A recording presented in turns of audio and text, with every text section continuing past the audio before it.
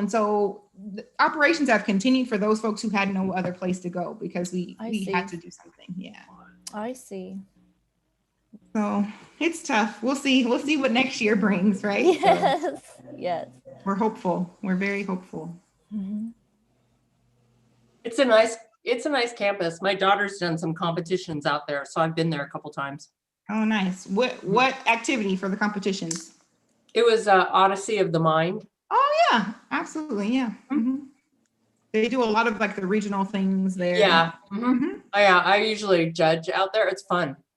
Yeah, it's interesting. They're so great. Mm-hmm. Okay, so let's see. We have how many? Okay, we got an email that David is not going to be able to join us, so he'll be watching on YouTube. So we have 1, 2, 3, 4, 5. Berlinda. 6. Is that Linda is missing? Yes, because that are you on 2 different things, Jim? You're on a video and yeah, I'm on a video and I'm the 0850 phone. Okay. Oh, because your profile still says connecting. So my profile says that, Tammy? Or your square says as connecting to audio. It's been connecting to audio for quite some time. So maybe your Wi-Fi connection is not stable. But yeah, Berlinda needs someone to send her the link. Yeah. Sandra, you're correct. That's why I'm doing it this way. My internet signal occasionally goes in and out, and I'll remain connected by phone and reconnect as needed on video. Are you still in Oregon? Yes, I am. Yeah, so I just got disconnected and reconnected. Yeah. But the phone will stay connected, so. It's good. Tell Berlinda I'm emailing her the link right now. Okay. I was at a couple of meetings and people had gone to PCC and had a great experience. There was one older woman who was very who had difficulty finding it, and then somebody forwarded me a Nextdoor post where the person said again they had a great experience, went through so fast, but other people below said they had trouble finding it. So maybe you can have some breadcrumb signage to direct them around to, I don't know. Oh, you mean the shot clinic? Yeah. Okay. Yes. I was like, no. What? For vaccine. Okay. Yeah. Sorry. Okay. Yeah, we can work on that. Okay. Sorry. All right. Well, I think you're all here. Thank you. Jim, all right. We're going to call this meeting to order, and this is the winter retreat for the Pasadena Area Community College Board of Trustees, and today is January 30th, 2021. And I realize in all of this time that I've been president and Erica's been superintendent, I've never asked her to lead us in the pledge. So, all right. Would you do the honors, Erica? Put your hands over your heart. I pledge allegiance to the flag of the United States of America. United States of America. And to the republic for which it stands. Which it stands. One nation. One nation. Under God. Under God. Indivisible. With liberty and justice for all. Justice for all. Thank you. Woohoo! And I think I'm already out of order. I was probably supposed to do the roll call first. And Alex, are you on to do that? Yes, I am. I can help with that. Okay, great. Thank you. And do you have to make any meeting notice announcements? No. This is just the retreat. Right. We're not. This is just the retreat. We're not conducting business. So no, you don't need to do all that other stuff. Great. Okay. Go ahead, Alex. All right. Trustee Silver. Here. Trustee Brown. Oh. Trustee Brown. Looks like she stepped away.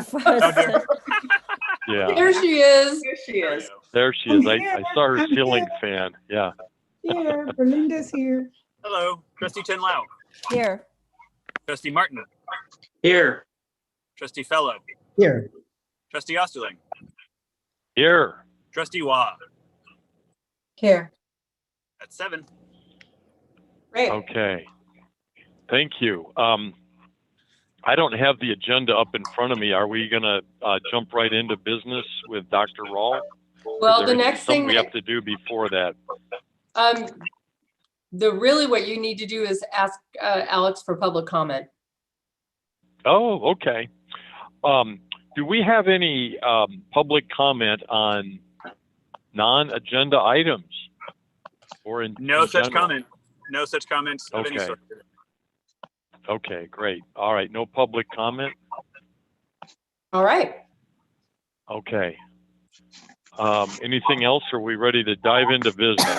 We are Can ready you- to dive into business. Just quickly, Okay. Erica, do you know who's the PCC Lancer on here? Yes, that's Shireen, and she's the one who's making sure that Okay. our YouTube feed is happening. Okay. And what's going to happen now Mhm. is that Alex is going to go away. 'Cause Okay. and just so everybody recognizes, this is a public meeting. And so this is being recorded and it's also on YouTube. The chances that somebody is actually watching this, are slim. But you will see Alex will exit and then Shireen will be checking back and forth, but it's just us on this call at this point in time.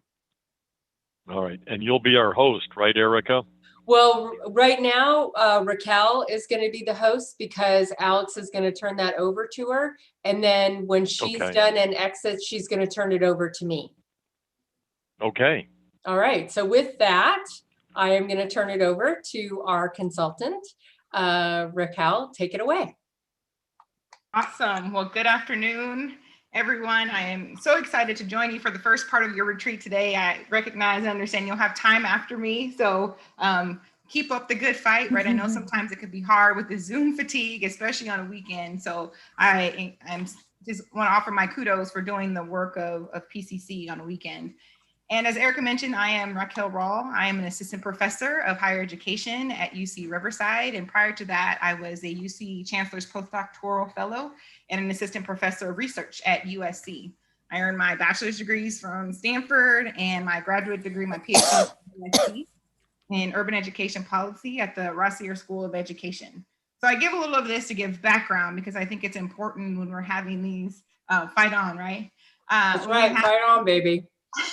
When we have some of these retreats, and especially when we talk about issues of diversity, equity, and inclusion, it's so important to know who's in the room with you. You all have been privy to engaging with each other as members of the board, but I'm new into your space. And so I wanted to give you also just some insight onto how I got to this role and how I became someone who studies and works with boards. And so at Rossier, I worked with Bill Tierney, who is a renowned scholar of higher education.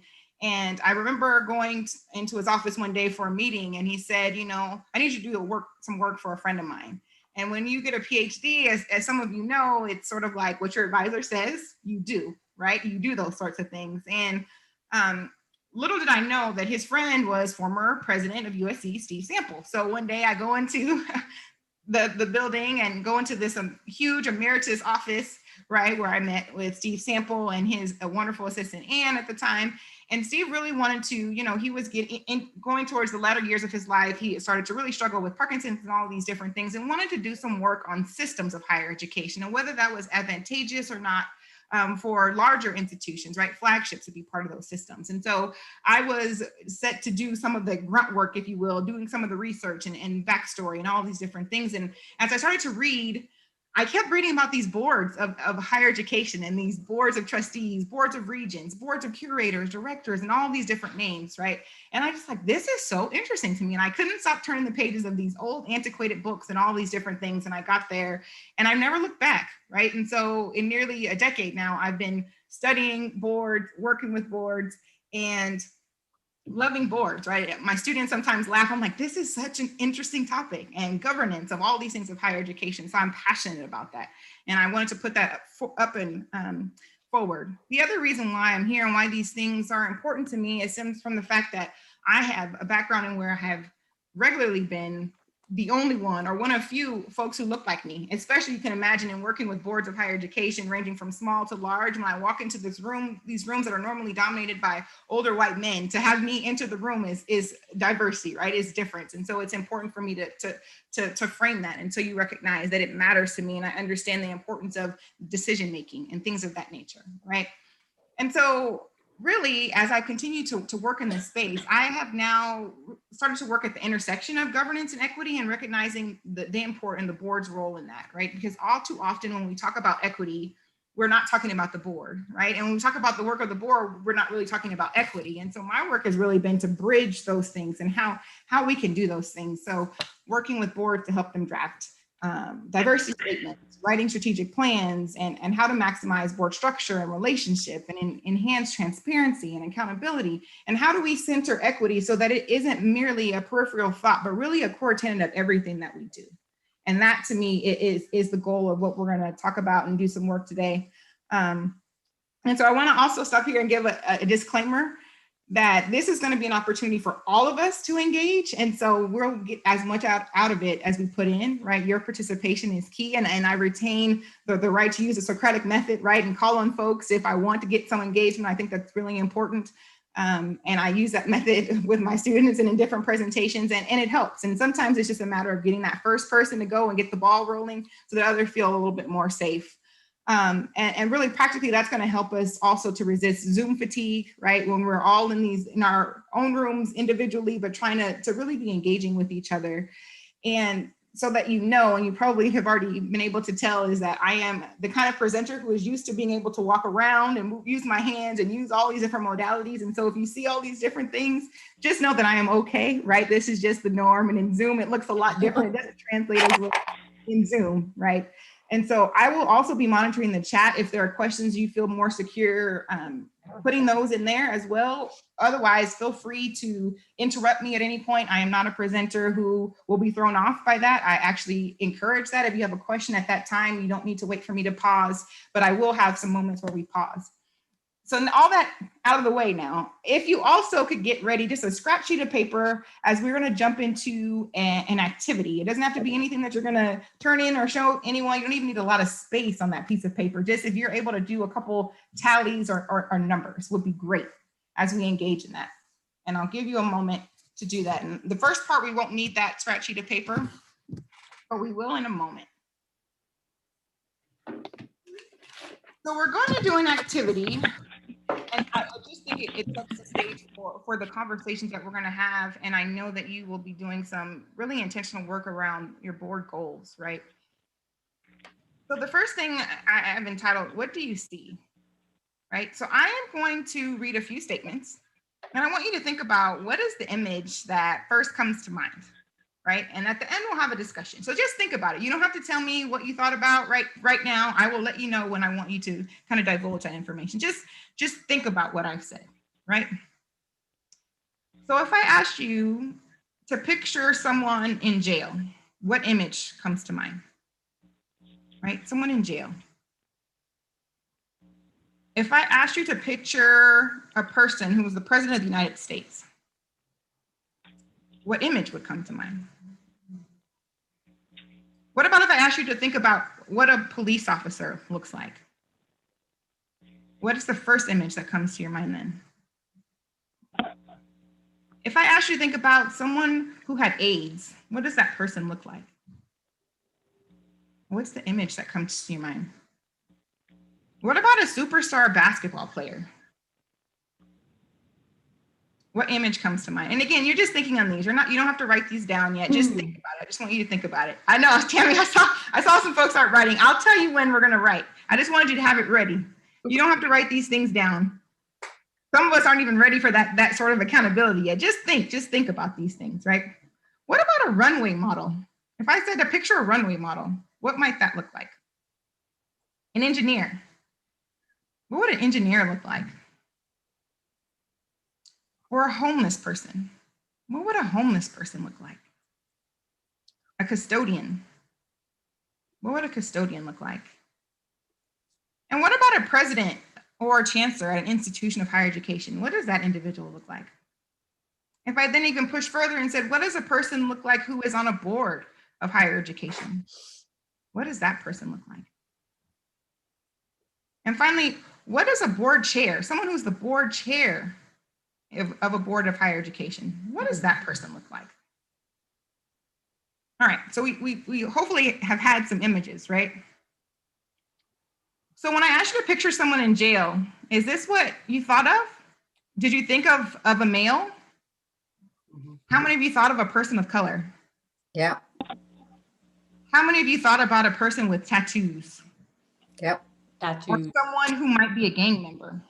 Yep. Did anyone think of anyone who looks like this? Yes, I did. Just because she was in the, and because I worked at USC. So Lori, Auntie Becky was who I thought of. Yeah, absolutely. So there's a range, right? Mm-hmm. And so there are no right or wrong answers to this, but I just wanted to start thinking about what's the first thing that comes to mind, right? And we'll talk about this. I promise it'll all make sense in the end. So just go on this journey with me, folks, okay? And when you said the president of the United States, maybe some of you thought of these men, right? And notice I said men, right? Did anyone think of a Black man, right? Or of a woman, potentially, right? Or of a younger man, right? We have these ideas of what it means to be presidential and what a president looks like. How many of you, when I said a runway model, thought of a taller, thinner woman, right? Showing legs, showing body, that sort of thing. That might be. But did anyone think about a man as a runway model? Did anyone think of a plus size individual as a model? Or a darker skinned person? Right? And so we all have these ideas. And then when you thought about a college president, right? Some of you may have thought of any of these gentlemen, right? Did anyone think of these folks? Yeah, you made the list, Erica, right? Did you think of folks who might identify differently than what we traditionally see when we know still by and large the majority of presidents are white men? I thought of the lady, I thought of the first lady on the Awesome. list. As you should, right? Because That's of who I where- thought of. Yeah, and especially because of where we are today, right? Right. And we're on a board retreat, right, for Pasadena City College. So it makes sense that a lot of our thoughts would think about PCC, right? But do we think about women or people of color or people who are still very much, you all recognize very readily that there are still firsts happening when you're talking about presidents of institutions, right? And so I think that's interesting to think about. So Raquel, I actually did think about a female, and Erica prompted that. But when I go to ACCT meetings and CCLC meetings, a lot of the presidents are female. Mm-hmm. Excellent.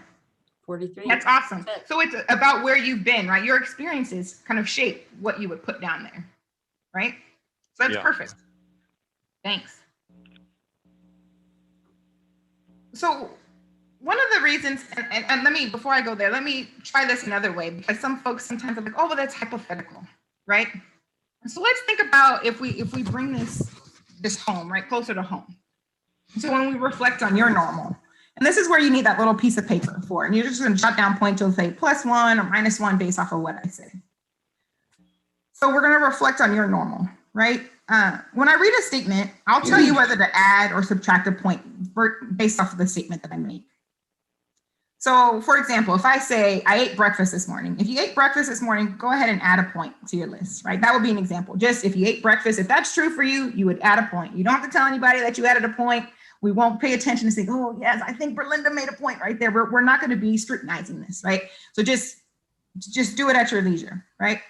So the first statement is, I can readily find people like me portrayed on television, in the movies, in songs, etc. If that describes you, then add a point. That you can readily find people who are like you portrayed on television and the movies, the songs, all sorts of things. Add a point. Next, if you can easily find posters, toys, dolls, and maybe not for yourselves, right, but maybe for children or grandchildren, right? Greeting cards that show people like you, add a point. If that's an easy thing, you don't have to go searching and you can easily find yourself in those items. Toys, dolls, posters, greeting cards, add a point. If when you see flesh-colored crayons, Band-Aids, stockings, or anything of that nature, and you feel pretty confident they would at least closely resemble your complexion, add a point.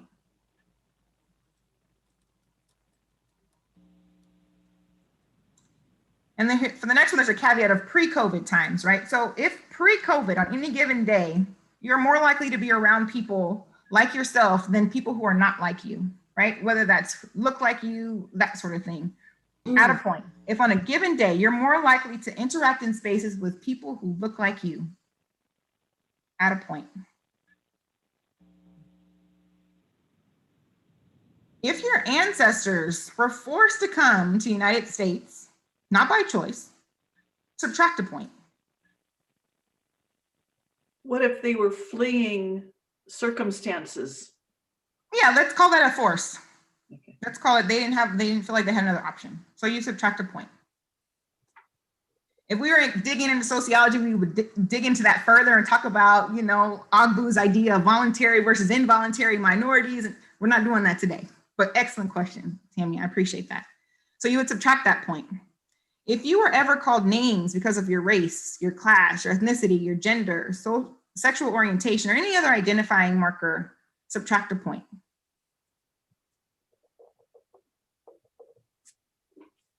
If you started school speaking a language, a primary language other than English, subtract a point. If you studied the culture of your ancestors in an elementary school, add a point.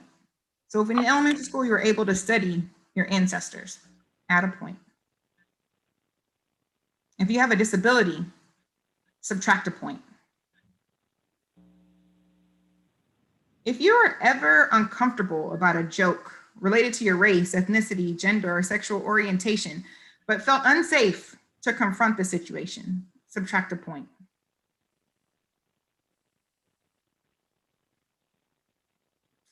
And if your parents attended college, add a point. So we can go on and do a lot of these different things, but I want you to look at these points that you have added or subtracted. Is there anyone who didn't add or subtract at all?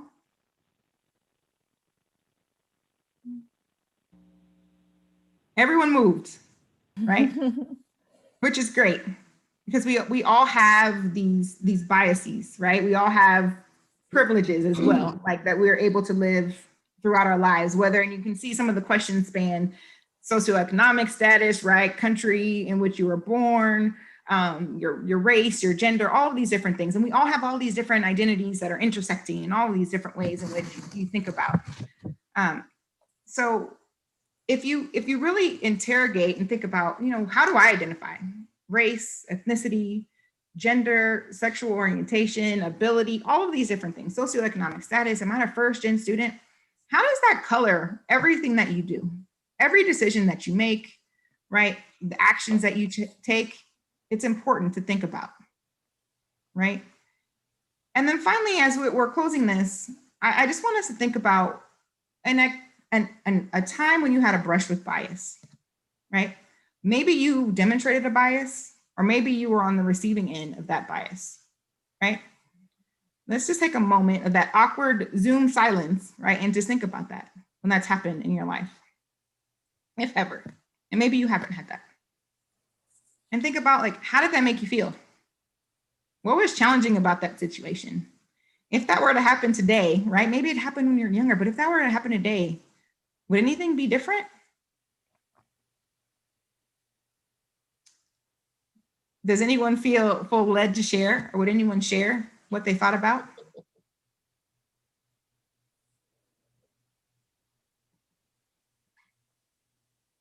mean, I can certainly share about Yeah. my experience working in higher education. You know, certainly at both UCLA and USC, you know, I was probably the only woman of color heading up a fundraising unit. And certainly, you know, in philanthropy and in higher ed, it's probably as diverse or as least diverse as possible. And I think as you talk about what your normal is, it almost feel like we have to adapt to a certain normal that's beyond our own normal. And I think after, you know, 20 years of that, you you know, as I'm putting the plus and minuses on this, you almost become a little bit desensitized to your what is your own normal, you know. And so I, you know, I certainly appreciate this kind of acknowledgement of what is the normal, and to also know what is beyond our own normal. And I get that, you know, and I've experienced that. Excellent. Thank you for sharing. And so whether or not, you know, we want to share or not, we've all had these biases, right? And I could share a story. I told you I went to Stanford, and anytime I wore a Stanford shirt when I wasn't on campus, if I was flying on a Southwest flight back down to Southern California, or I was just out and about, folks would tell me, say, oh, well, what sport do you play? Right? Or things of this nature. So you hear what they're saying, like in their tone, nothing negative or anything like that. But they're insinuating that I'm at Stanford because I have a killer jump shot, right? Or I can run really fast, or I can play all these different things. Never because I was just academically prepared and ready to be there, right? And so you think about these different things. And then at the same time, I recognize that I have these biases, right? And I mentioned that I'm a professor. So something that I'm constantly still always having to be intentional about is my use of pronouns for students when they don't ascribe to what I have been trained that this is what works, right? And so especially as an educator, when there's an individual who wants to refer to a pronoun as they, that is hard for me, right? And I have to be really intentional because growing up, and you might not think with a name like Raquel, but I got Rachel, I got all sorts of things. I was always cognizant of how folks referred to me. And so I always want to do my due diligence to make sure people are referring to me. And I still make mistakes. And so I have to acknowledge, you know, I apologize for making those errors in pronouns and things of that nature, right? So we all have these different things. And sometimes until we check those, we don't know how they inform what's happening, right? And so we have a lot of USC folks here, right? And so if I were to ask you, what's the best college football team? You might say, hey, it might be USC. John, you might disagree. You might say UCLA, right? That sort of thing. But that's because of how you were accustomed, right? We in Los Angeles. If you were in Alabama, you grew up in Alabama, you might get hurt if you say those same things, right? But it's important to think about how privilege is not, and biases are not just racism and sexism and all these different things. And a lot of times we don't want to talk about those things, but when we put it in the frame and if we're able to think of it as biases and privilege, then folks are able to resonate with it a little bit better. And so that's why I just wanted to take a step back and think about that, right? And so we're going to move forward.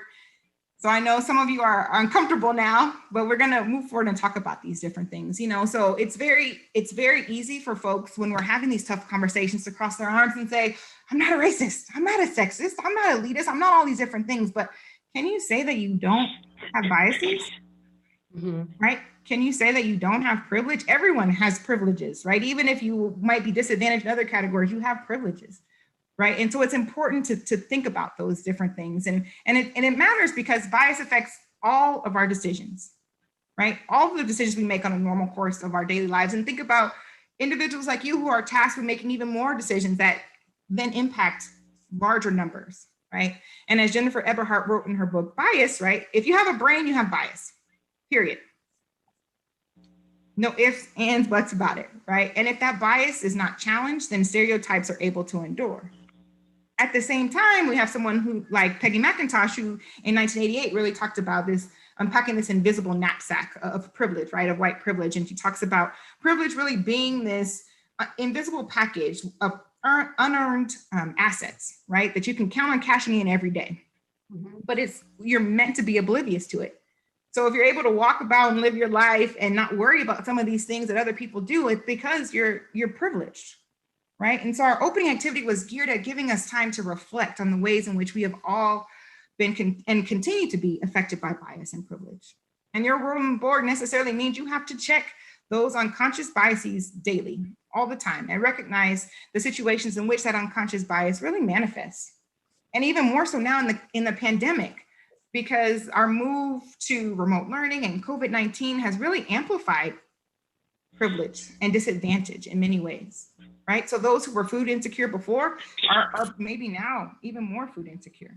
Housing insecure, same thing, right? Think about use of technology and all of these different things. It's important to think about. Raquel, so Yeah. my question would be, how far Yeah. does it go?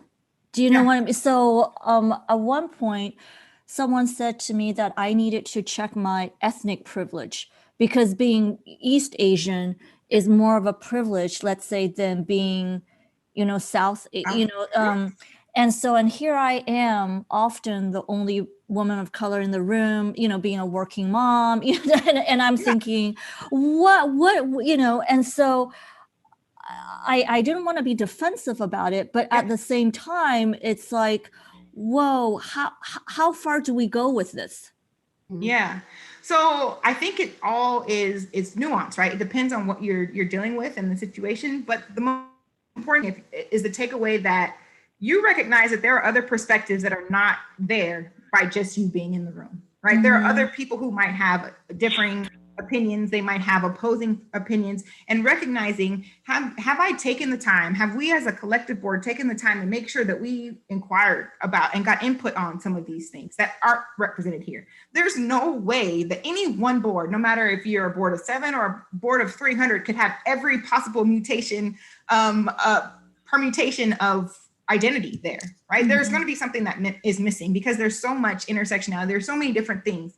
So it's important that you're just open to, and like you said, you don't want to get defensive. So you're open to, it's like, oh, I didn't think about that.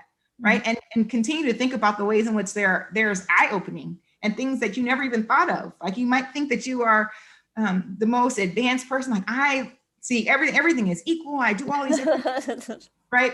But then something happens. You're like, wow, I never thought about that. Right. And for me, one of those moments was when I had my first child and pushing around strollers. I never realized how in inopportune locations ramps were, right? How difficult it was to go into a restroom and how folks would just want to go into the larger stall, ladies, if you know what I'm talking about, just because it's more spacious. But I needed to get in there with my stroller, right? And I never thought about that. And it was like, I never would have thought of myself as someone who didn't acknowledge that folks have disabilities. But until that moment, I was like, wow, this is something, right? And it just hit me in that moment. And ever since then, I've never gone into a large stall unless, like I had a stroller or someone else's child or my children in there with me. I always will wait for the small, because I never know if someone needed it, right? And so just that idea, Sandra, is what I think you need, is to recognize that you are privileged in certain ways, you have biases in certain ways, and recognizing that you never know when those might manifest, and being open to it. And how can you interrogate all the decisions that you're making, things that you're reading, to say, are there other opportunities? Are there other perspectives that are not represented here? And I think that this is a constant, having that light bulb on is the purpose, right? So hopefully that's helpful. Yes, all right. Thank you. So a temperature check, right? In your time on the board, have you ever taken the time to check your bias or your privilege? And again, we'll do an uncomfortable pause here. Think about that. Have you ever, individually or collectively, have you ever done that?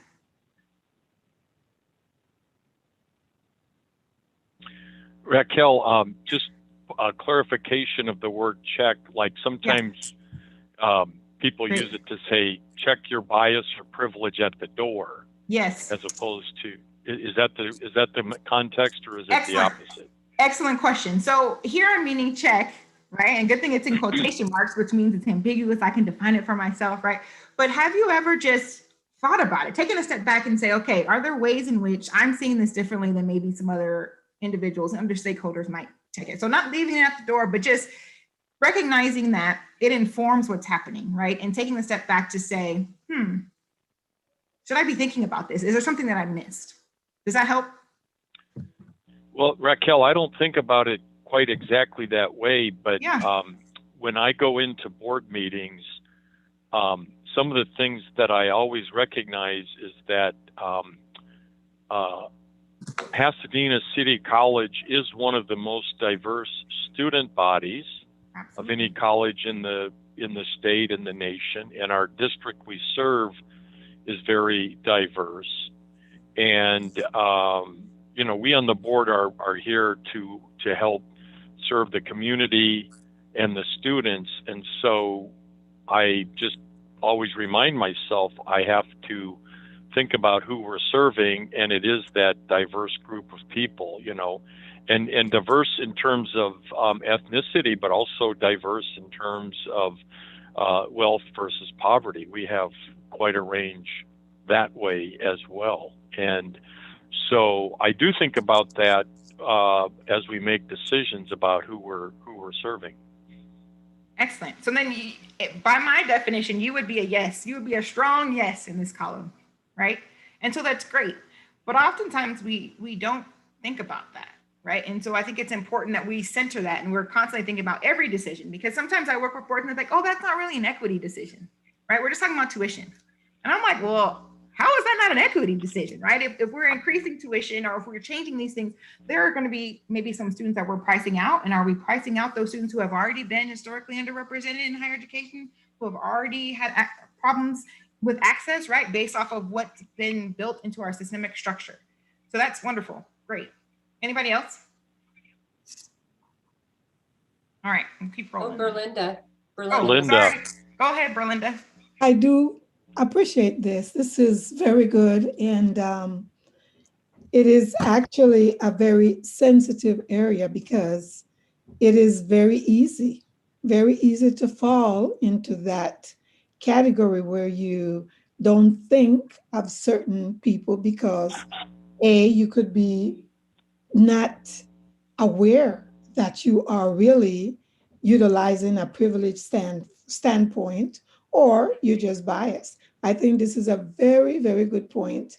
And for me, I've been on the board for a while, and I have been part of decisions where just what you said did manifest itself, where you don't give a lot of thought because of who it is that's been affected. I could name numbers of examples. So I think this is a very good point. Thank you. Thank you. Thank you. Raquel, Yes, Tony. this is Tony Fellow. Like our president, I was trained in journalism, and I was a journalist for 10 years. And bias, you know, trying to prevent bias and being objective is, you know, in the days I was going to journalism school in practice, I covered the presidency. You had to be objective, or you get fired in those days. Today, unfortunately, I have a different. I guess you keep your job because to keep your job, especially the New York Times. You got to be biased. But, so I always I was brought up in a very diverse city of El Monte growing up, and I never thought about race because all my friends were of different colors, and then when I'm on the board, the only thing I really think about, I don't know if it's bias or privilege, is that in my head is I'm always thinking, like my parents live in the district and somebody pays for all this stuff. And that's what goes through my mind. Somebody has to pay for this stuff. And that's what bothers me with Congress today, but that's another story. But I don't know, I think I'm a little different. I don't know if Erica would feel that way. Being trained in journalism, you have a different perspective, you know, and I always try to be objective, even today.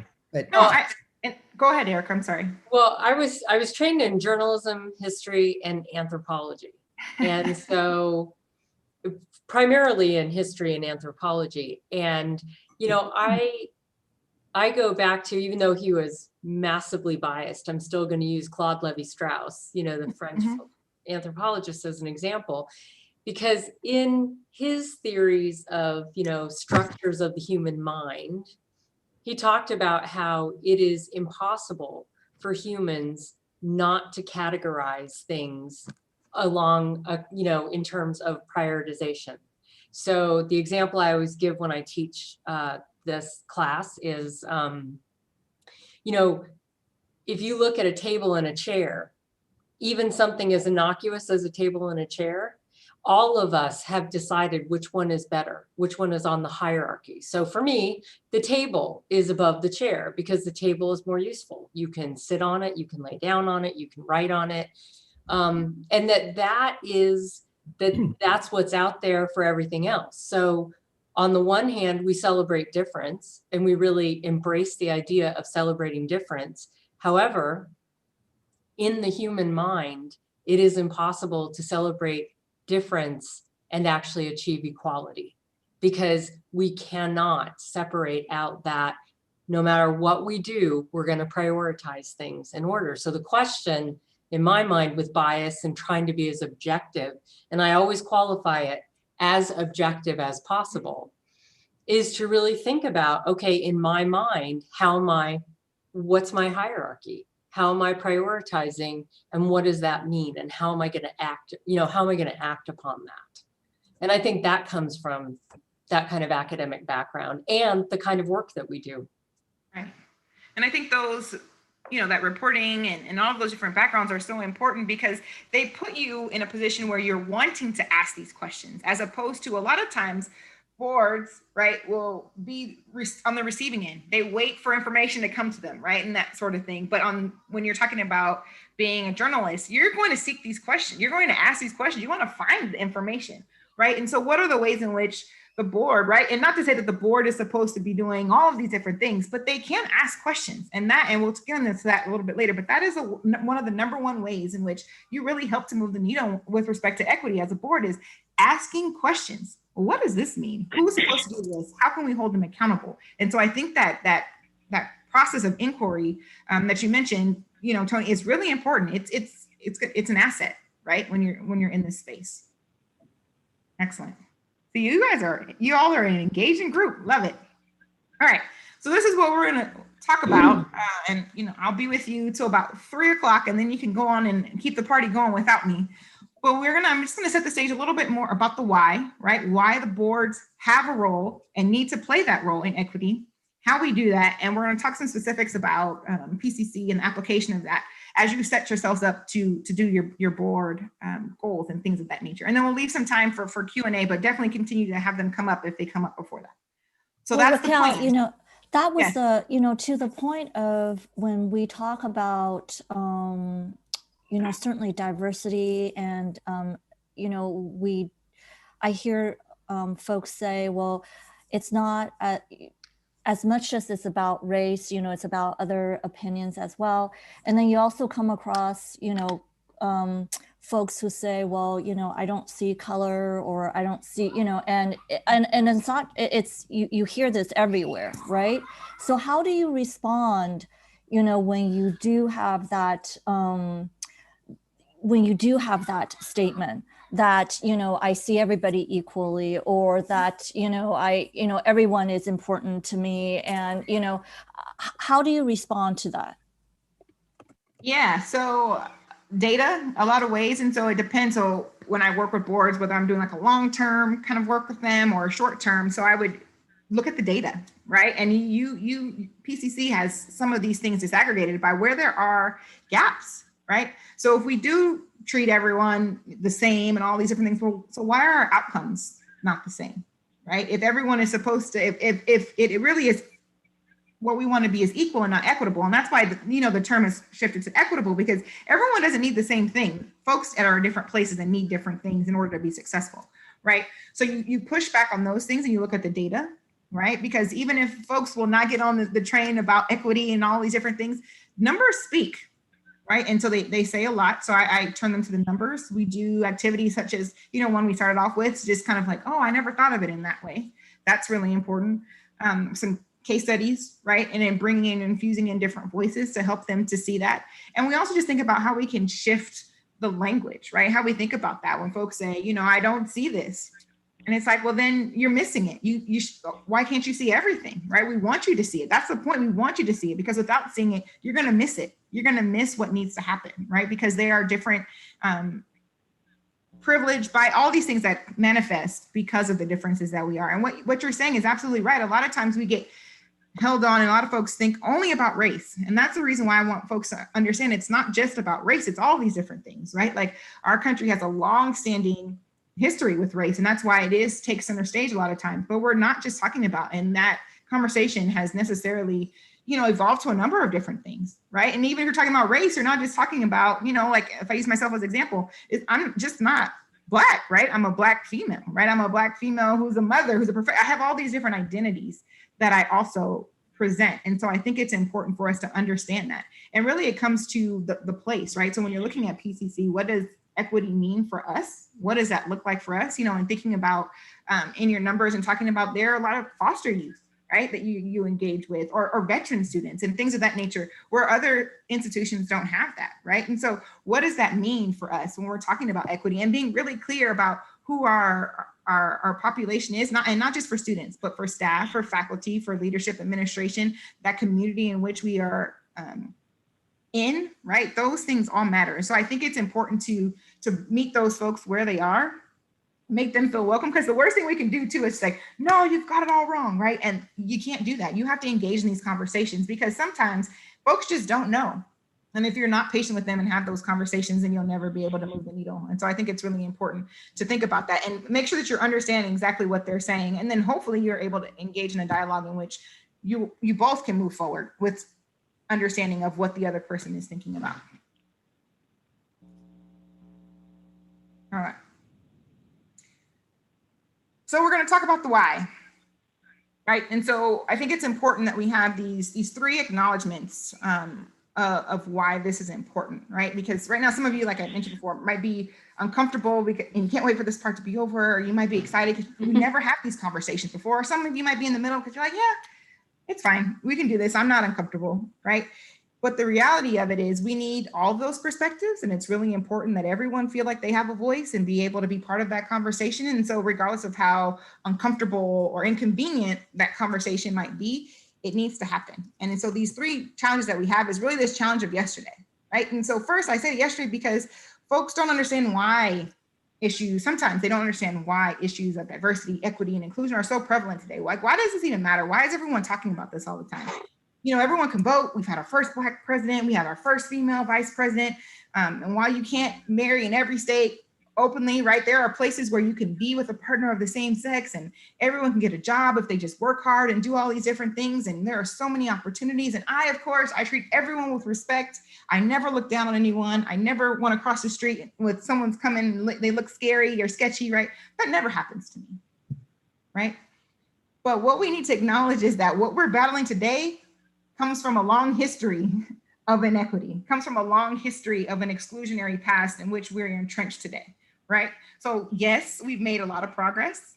And, while these disparities have taken years to establish, they will also take years to uproot. So yesterday's legacy, right, is today's battle. And if we don't meet it head on, then we have to be clear about what warrants our focus. And it's necessary to acknowledge, all these different isms and all these different things that are embedded in our society. So that's the first challenge, right? And then we have this challenge of today, and that's really of ourselves. We often don't check our biases or our privilege often enough, really, to recognize when our individual actions or behaviors may be exclusionary. That's one, because we don't check them, right? And other people might not check them as well. We sign off on policies and statements for our organizations to do better and for them to be better, but how often are we challenging ourselves to step up on an individual basis, right? Not just be part of a choir, right? How often are we thinking about self-reflection? And that's essential if we truly want to make some advancements in these areas, right? We all have to recognize that there are many things that we don't know and that we all have these biases. And so, it isn't enough at this moment in time, if you think about Kendi's work and talking about, it's not enough just simply to be anti-racist or anti-sexist, all these different things. We have to really go against that and hold ourselves and others accountable. And then finally, we have this challenge of the future, right? Like, what's to be? So a lot of us are hesitant or even resistant to change because what does that mean for me? What does that mean for my family? What does that mean for my friends, my group? If we change too much, am I then going to be on the outside looking in? And then if you think about it even further, when you think about boards and their work, right, to help you realize that equity, this quest for equity seems so grand an endeavor and also so ambiguous an endeavor that even trying to conceptualize it is a barrier to progress. Right? We count ourselves out before we can even start. And so I think it's important for us to recognize, sort of where we are. And so Eberhardt, Jennifer Eberhardt, who wrote the book Bias, talks about, the idea that these leaders all across the country are really sometimes much more focused on how we do these things, right? And the standards, rather than the lives that are being diminished and demeaned and dehumanized, right? And so we have questions revolving around, are we doing the right thing? Are we doing things right? And are those things mutually exclusive? And so this equity work is particularly important in California and at the community college level, because as we talked about, you're one of the most diverse, California is one of the most diverse places you can be, right? And then you bring these communities together to really speak out and against changing these long-standing systems, right? And you want to be able to change these long-standing systems of marginalization and excluding and harming others, right? It's important to think about. But as I mentioned early on, oftentimes boards aren't in that conversation, right? We're like, oh, what can we do with students? What can we do with staff? What can we do with faculty? What can we do with administration? Well, what about boards? Hello, what about us? What's our role, right? So all institutions of higher education are really confronting a renewed national reckoning, right? If you've been paying attention to the last few years, this is top of mind for a lot of folks, thinking about systemic racism, right? Gender equality, all these different things. And boards have to consider their role in responding to these current challenges in unprecedented times, right? And COVID and all these different things. And so we have these heightened demands for diversity, equity, inclusion, social justice, all of these terms come out, right? And there's this urgency and this moral imperative to do these things. And so despite progress over the last, 50 years or so, we really have a ways to go. And if boards can be part of the solution, they could also have been, maybe potentially have been part of the problem, right? And so understanding the ways in which policies and practices or things that the board does may inhibit some forward progress, right? But we don't know unless we make sure that they're part of the conversation. So that's really important. So it really is my hope that we continue to, and in my work, I'm always trying to say, how do you get not only part of that conversation, get part of that inner circle, but then eventually where you're able to lead some of these conversations and really guide and really hold folks accountable, right? Because who is better to lead on this front? Who is privy to the knowledge that you have? Who is working with all of these different stakeholder groups in the way in which you have? If not you, then who, right? It's really important to think about. So the question really remains, how do we get from here to there, wherever there is, right? So how do we move the needle? How do we make sure that these things are mutually beneficial? And we've heard a lot about actions speaking louder than words, right? And we need more than just written commitment sometimes. And really what has been the norm is these knee-jerk reactions, devoid of transparency and accountability, like, oh, we're gonna do this, like, let's do this. We need to hire this person, we need to start this committee, we need to do all these different things. But what are we really doing under the surface to change the culture and the ways in which things actually happen, right? So this idea of de jure versus de facto, like what we say we're doing, what we say we're about versus what we actually do and what's actually happening, right? So regardless of how welcome and inclusive your institution, even your board professes to be in values and strategic goals and plans and all of these different things, there's typically work to be done if not everyone feels that way, right? And I guarantee there's someone who doesn't feel like they're part of that, right? So now we're going to talk about the how. So how do we do this?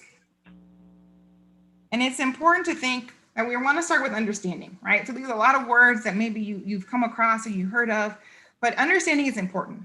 Right? Lots of you will buy into some of these terms or you've heard some of these terms. And if we're honest, they change a lot of times. And so at first it was, we wanted to be equal and now we want equity, right? Many adopt equity, diversity, and inclusion, but should we also think about social justice, right? And what is intersectionality? And what does cisgender mean? All these different terms. And so we want to make sure that we are considering underrepresented groups, right? And so before it was underrepresented minorities, and now it's historically marginalized communities, right? And so all these different ways we're thinking about that. So the words matter, but people matter most. So in order to really make sure that you're understanding these things, it's important to kind of personalize them, right? And so I just want to unpack equity a little bit because that is the goal. And that is the term a lot of folks are using. And I think it's important that you think about that. And what does equity mean, right? When you're creating these opportunities for equal access and success for historically underrepresented populations, right? Whether it's racial or ethnic groups, low socioeconomic status, all of these different things. So we have really four main areas, right? And so you think about representational equity, and what does that mean, right? You think about a proportional participation at all levels of the campus, right? So students, staff, faculty, even thinking about your board, right? And when you're thinking about representation, does critical mass matter? And so maybe that's a term you haven't heard of, but that's an important thing. It's not quotas, but it's a critical mass. And what is that number in which students, stakeholders, they feel like there's enough where they feel like they have a voice and they are not totally underrepresented, right? And so sometimes minoritized groups are represented, but in such low numbers that they are simultaneously rendered hyper visible and invisible, right? So all eyes are on them because they're the only ones, or they're one of few in the room. And so they're hyper visible. Everyone is seeing them, right? This idea. But at the same time, they don't have the numbers to influence any major decisions. So they're invisible. So what does that mean for those folks, right? I think that's important to think about. Then you have resource equity, right? So just distributing resources in order to make sure that you're closing these equity gaps. You have equity of opportunity. And that's really about leveling the playing field so that all individuals receive the access and opportunity to resources that they need to be successful. And then finally, there's the sense of equity centeredness, right? Equity mindedness that you're going to demonstrate an awareness of, and really a willingness to confront and address and include equity in all your decision making, not just in the issues pertaining to a DEI committee or a DEI topic. It's in everything. It's top of mind and not an afterthought. And they question how your decisions might impact marginalized groups. And so when you have this understanding of some of this terminology, it's also important, this idea, and I mentioned this before, this inquiry, right? What makes this place tick? What's our secret sauce? How does it work? How do we do it? And, you know, as a scholar, I'm always thinking of ways to help remember these things. And so you have all these P's, right, where you're constantly probing, right, this place. You're constantly probing and thinking about the policies, the procedures, and the people and the practices and the perceptions of all these different things. And it's not just the perceptions other people have of us, but it's also the perceptions that we have of ourselves, or what are we trying to put out there, right? It's important to think about. And until we continue to interrogate these different things and take stock of who we are, what we do, what others think of us, and where we want to be, we can't move forward. So if we just jump in and say, okay, we're going to do equity, but we don't have an idea of where we are, especially as a board, right? We won't be able to move the needle. So what you're saying here, Raquel, Yes. when it talks about inquiry is that as a board, it's part of our responsibility to ask questions, right? It's and what I'm hearing you say, it's not to be afraid to engage and to take a deeper dive in with these questions. Absolutely, because what it does is then it also holds other folks accountable. So, you know, as your power in the board, you delegate the majority of what you have to do to Erica, right? And so as the president, she's doing and making sure all these different things are happening. But your job, your number one job in equity, in this equity agenda, if you want to call it that, is inquiry, to make sure that these things are happening, right? And so when you're asking these questions, if that stakeholder group doesn't have the answers, then they are going to go and find those answers. You're making sure that you see the full landscape and you're asking these questions, because you don't want to get in and, there's a lot of debate about meddling and micromanaging and all these things at the board, but you can ask these questions. You can say, hey, where is this data? Where is this disaggregated data so I can see where some of these gaps are? How have we progressed when we had these goals that, expired, or we wrote and we wanted to have this goal by 2027 or 2023 or whatever? Have we hit that? Where are we? How are we falling short? It's essential that a board asks questions, because you're not spearheading a lot of the actions. You're not going out there, you're not teaching the students, right? You're not getting in the classroom, you're not doing there, and you're not there day to day, but you can ask these questions, right? I think that's really important to think about. What's in your purview? So Raquel, back to your previous slide, I think that many of us do get, I think the interpretation of representational equity is the one people jump to the most. And Absolutely. So counting the number of colored pigs on the board is what I always say. And so we always get caught in that. And so, even if you try to move to other types, equity, resource equity, equity opportunity, equity centeredness, I think people always fall back into that representational equity. So how does the board overcome that in kind of articulating our values and what we do support? Yeah, and so you're jumping ahead in my slides here, Linda. But sorry, Raquel. So there's this differentiation between really a first order change and second order change, right? So this representational equity is one of a first order change, because it's easier to do and it's for us to see. And it seems like we're making a big progress. Like, oh yes, there are different colors, there are different genders. Yes, we've done this, but we haven't gone under the surface. We haven't done anything transformational, right? We somehow figured out that we needed to have folks who look differently.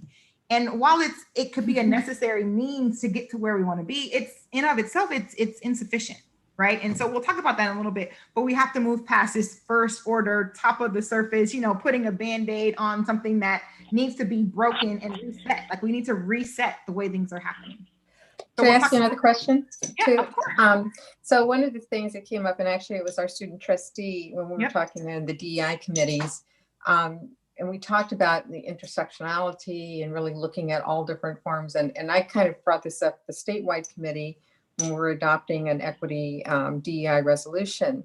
But everyone just said, no, you can only look at one, because when you have it, this is what we have to really focus on, because when the house is burning, the firemen always go to the house that's burning. But yet I recently heard just a congressional discussion. And it's like, yes, that house is burning, but there's another house that's next to it that also could burn down. So you have to pay attention to everything that's around. So you don't just do one thing. That's kind of the fast solution, but you have to really do a plan to really make sure that nothing around it also catches a spark and starts burning. And I think that's kind of a tug and pull that the trustees I hear a lot of the conversation that we're kind of pulled in. Oh, absolutely. And then you think about, limitations on your term, right? And you want to get something going, but then by that time, you have rolled off the board, or will you be there for a while? John, I know you've been there longer than anybody, right? And so you think about the different things. If you started an emotion, but maybe you wouldn't have even known if you started an emotion when you started, and now think about what you might have been the fruits of your labor, right? And so that is an important piece to think about. And so what I push for us to think about is it's not an either or, it's a both and. We have to do them both at the same time. And I know that that's tough, and I know that that's difficult, but it has to happen, because we're warring with the here and now, but we're also planning for the future. It's much like when folks go to work, you go to work every day to make sure that you have food to eat, you can pay your rent, you can pay your mortgage, all these different things, but you're also investing in your retirement, because one day you're going to go there, right? You cannot just do one thing. You don't work. Most of us will try to not work paycheck to paycheck if we're able to avoid it. We want to be able to plan, and that's just good practice. We know that's being prudent. And so the same thing happens with equity. We need to be able to make these changes that are visible and make those changes now, but we also need to be able to think long-term. And how is equity then embedded in the long-term benefit, the long-term plan for the institution, and where do we want to be? And that's why we engage in these plans, and then we make sure that we're hitting these marks. And if we're not, why? And how do we need to adapt them? So I think this you're spot on, Linda. That is a problem, a challenge. I shouldn't say problem. That's a challenge. Words are always happening. And then you throw the hiccup in. You don't know what tomorrow is going to look like, right?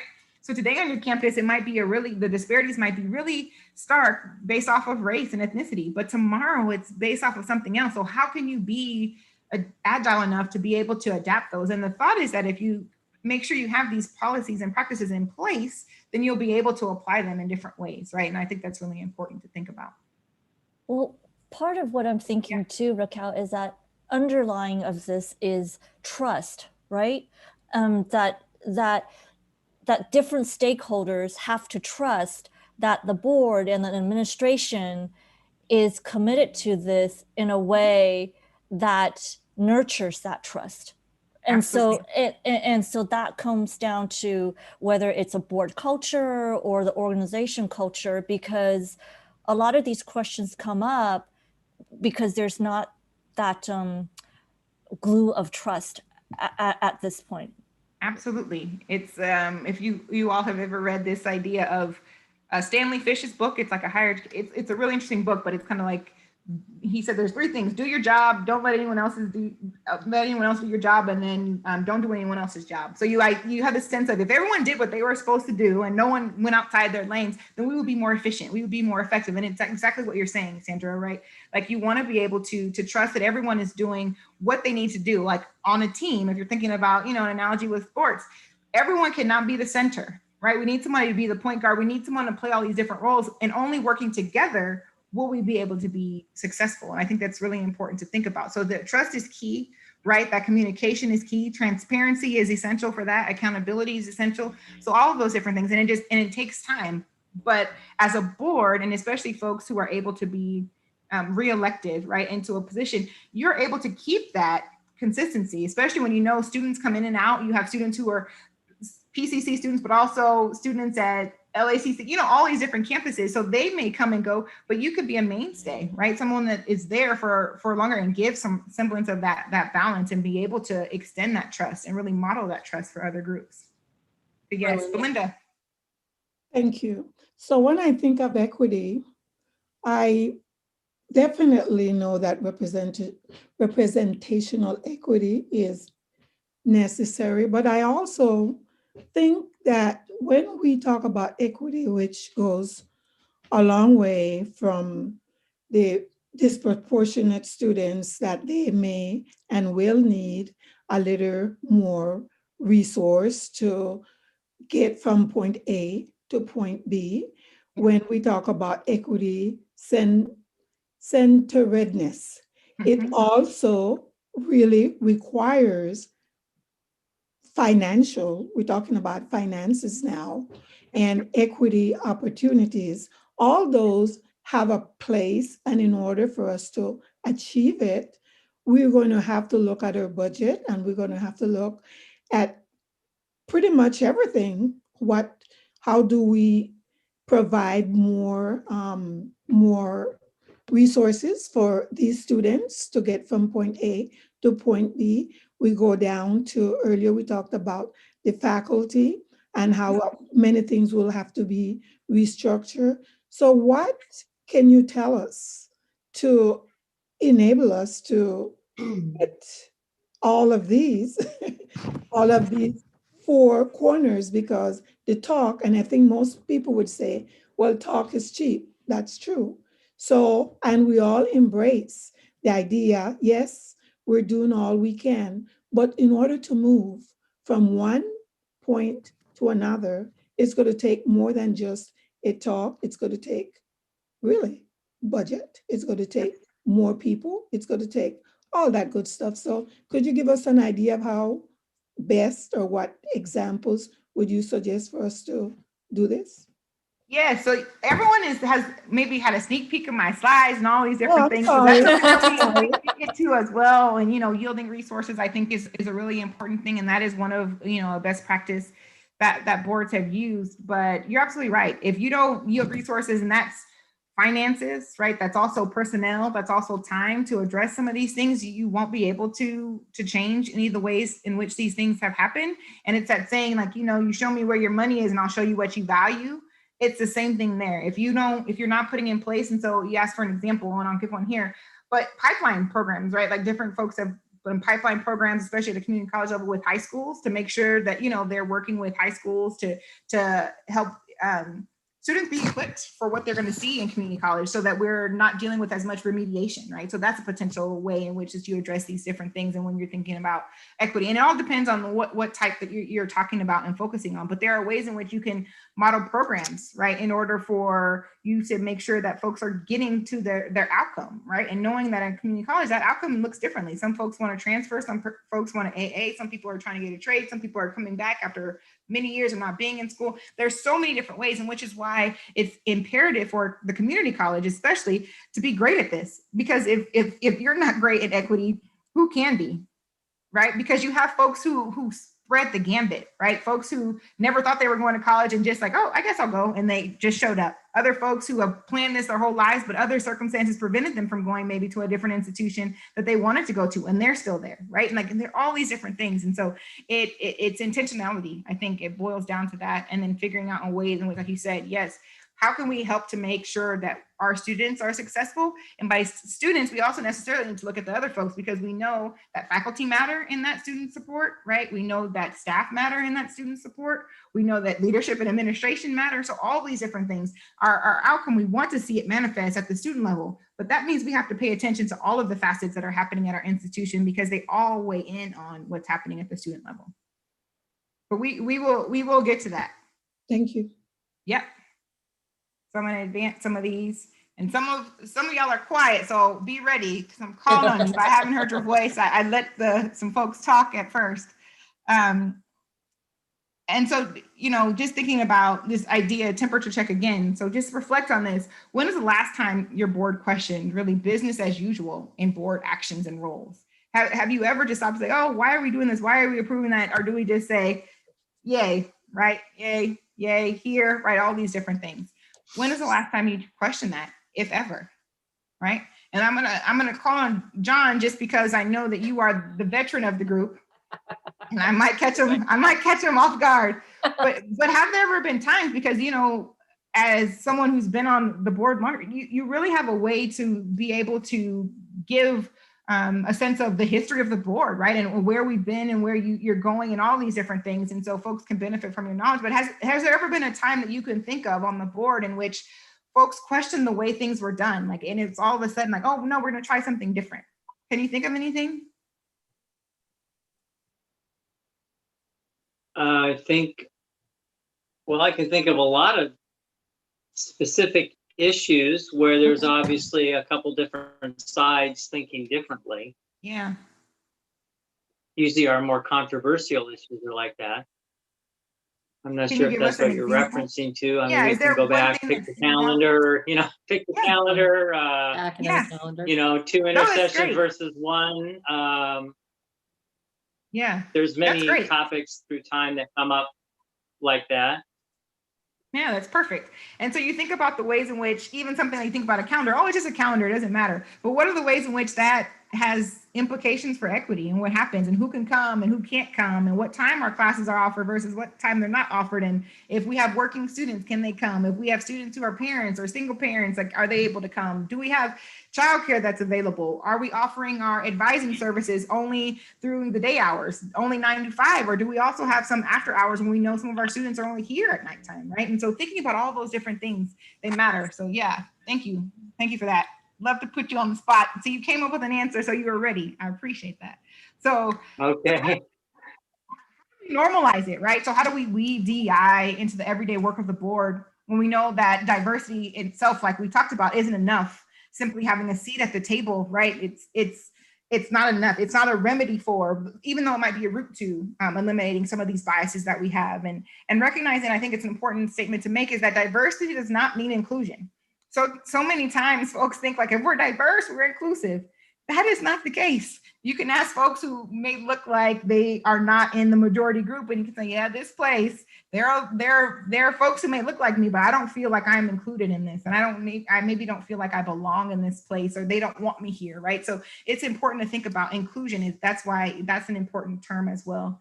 And we also know that, diversity matters because we have this idea that diverse groups are more creative and they can make these better decisions, and they're not always going to be in agreement. And so that's something that I also push boards to think about, is what are the ways in which you might differ from some of your peers on the board, right? Difference is important, right? This dynamic tension on the board sometimes that's hopefully done collegially, right? It heightens inquiry and it really heightens accountability. We want to be able to say different things. We don't all want to be a rubber stamp on what's happening, right? And so we want to check these norms, and really because like the breadth of perspectives that offer really help to augment who we are and what we do. And when you're able to shift those privileges, right, and able to change roles, then new voices are able to emerge. And so we want to be able to get to a point where we're comfortable with that discomfort and thinking about things in ways that they haven't been done before. And so, even if folks are newbies on the board, we want them to be able to ask questions, to say, well, what about that? Why are we doing this, right? And why are those different things? Because then it causes us all to reflect and check how these things are happening. And how do we think about, we bring this into everyday life. Well, so, as a newbie on the board, I mean, I'm not the newest. Just Tammy is the newest. I remember what you said earlier. I mean, there's a certain decorum, right? On boards, and especially on boards like PCC. PCC has been around for almost 100 years, so there's a certain decorum. There's a certain culture where you want to be part of the consensus, and there's a certain level of respect, so when you, I find it sometimes that when there are questions, it becomes, it's not about challenging the administration or challenging the status quo. It's just inquiry. But given the decorum, I think it may be hard to ask those questions. Yeah, and not even just decorum. So boards I work with, females, right, or people of color sometimes feel like they are not, their voice is not as welcome, right, or they might feel like sometimes they're cut off, and there are all these different things that happen. So in thinking about the ways in which, again, it goes back to examining what is the culture of the board, what are those norms, right, and recognizing that those norms may necessarily need to shift when we have new folks on the board, and how can we be open to ways in which they are done. Of course, they have to, follow this parliamentary procedure and all these things that you have, but there are ways in which you can ask questions, and there are ways in which, I've seen on boards where folks might be in power. You have the chair, and you have this power invested in the chair, but there are folks who have just maybe they've been the loudest voice on the board, or they've been on the board the longest, and they also carry a great bit of power, right? They wield a lot of power because they have a lot of influence and they have a voice on the board. So it's important to think about the ways in which that manifests and figuring that out. And I know, looking at some of your bylaws and talking about everyone is supposed to be able to get a mentor, right? Once you join the board. So what are the ways those pairings might be used intentionally to make sure folks feel like they understand how it works and how they can push and say, what's on their mind in a way that's in that form, right? I've also worked with board members where they have said like, yes, we agreed, but we wanted to be on the record. So they wanted to make a comment and say, I, Trustee Raw, would like to, state that I firmly believe in what's going on right now, because they wanted to have that action item, right? They didn't want to just be part of the count. They wanted to be on the record to say, I agree, or they wanted to be on the record to say they disagree. And so that's within your purview, right? If there are things that you feel passionate about or things that you want to dissent, right? And a lot of times we know that with sunshine laws and all of these different things, and that more often than not, boards don't dissent in any way in public, right? We know that's the case. We know that that's the norm, but so there are these teas that happen, going out for coffee and all these different things so we can figure out and talk these things out. And so figuring out how can you express those things in those informal spaces as well. And that's just the name of the game when you're talking about boards. But then there are people who have chosen, like I said, to be more active in open comment, right, as well. So great questions. So when we're talking about this how and how we do these different things, and so how we operationalize is important to think about this idea of culturally sustaining governance. And it's just a new way to kind of think about what the board work that you're already doing, right? So it's no new work, right?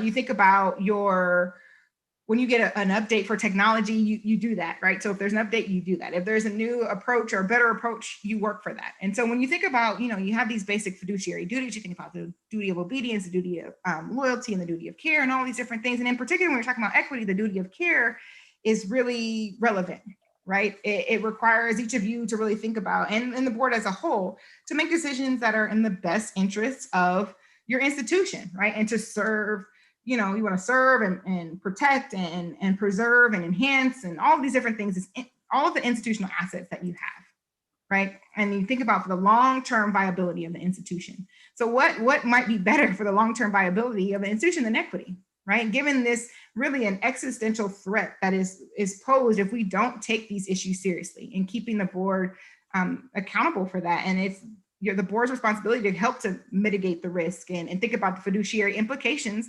of DEI work, right? And so it's important to think about that, and really to think about over time what those DEI commitments and initiatives, how they might be deeply anchored into the culture of the board and of your institution, right? And so how do you make those things happen? And so there's these 4 tenets of culturally sustaining governance. And one is really just equity knowledge, right? And so we talked about this a little bit, so I won't belabor that. But if everyone doesn't have a sense of what that means here, right? And then looking at your gaps, right? And I've looked at some of the numbers that you have for PCC, and you've identified numerous communities, right, that have gaps on different metrics of transfer and remediation, for instance, and a host of other challenges. And what are those groups that are overrepresented on those lists? They might be underrepresented in numbers, but they're overrepresented in lists. And so one of those groups is definitely Black men, right? They tend to be on every single one of those lists. And so that's important. You also have Black women, foster youth. We talked about veterans, LGBTQ community, all these different things. And so thinking about in ways in which, when you're talking about equity here, right? Let's take African Americans, for instance. So if they represent only 4% of your population, but they're overrepresented in all these different gaps, is that a way in which, and it goes to your point earlier, Linda, like we think about like, what are those things we can do now that might have long-term impact, right? What are the things that we can do as a board to help to move the needle in those different ways, right? And so thinking about what what equity means here, right? Understanding that. And then you think about the value of equity. So you know what it is, but is it valued on your board, on your campus, right? And I think the answer there for PCC is a resounding yes, right? Equity shows up a lot in statements and all these different things. You know, it was even in the bylaws. Well, the word was equitable in the bylaws, but it even shows up, and that's not a norm, right? And I think it's important to think about, like, there has been some intentionality around that. But thinking about that there is a value add to equity, because obviously, again, some folks think it's an either or, like we could be great or we could be equitable. We can't be both. Yeah, you can, right? And then thinking about the motivation. So we know what equity is, we know it has value, but why would we want to do it? Why would that even matter here, right? So we have to have some sort of motivation for that.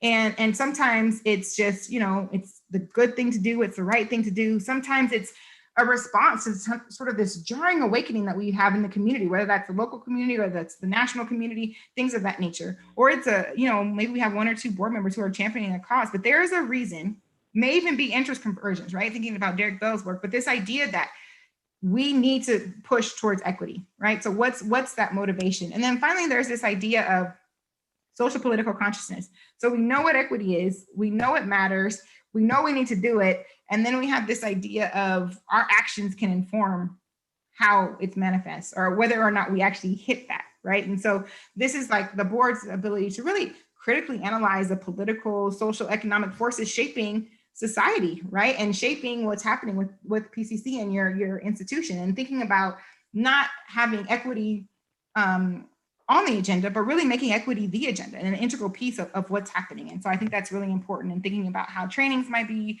centered on those issues. And this is what I was talking about before, right? This is not a zero-sum game, right? And unfortunately, it's like they've been presented as these diametrically opposed forces. Like, we can be fabulous, we could be really inclusive, but we can't at the same time be prestigious, or we can't at the same time be open access, or we can't at the same time hit all our different metrics for remediation or transfer and all these different things.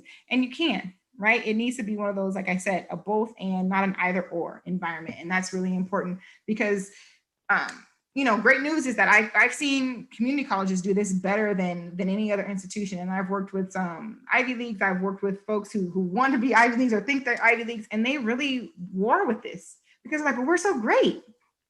Maybe in certain numbers, but not where it matters for others, right? And so it's important to think about how, you know, your role, because you're inextricably linked to the community, right? You have had to be more intentional about that. And that work has to continue.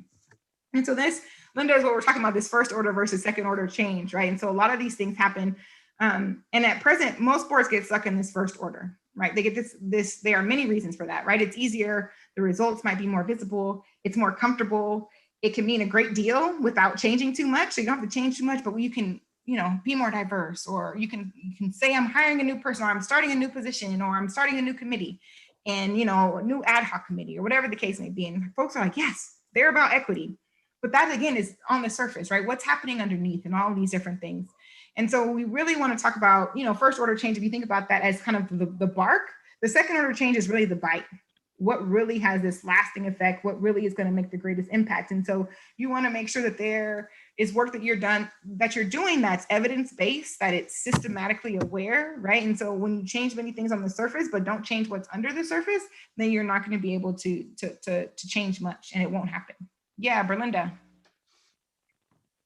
You're muted. Sorry. Happens to us all, Berlinda, so don't worry. We've all done it. I am interested in getting your input and how can the board assist without getting into the real, you know, into Erica's territory to manifest cultural shift, understanding to me that cultural shift is going to entail the entire college. Yep. So do you have any suggestions for the board and how to stay out of her way, but to see that this happens? Right.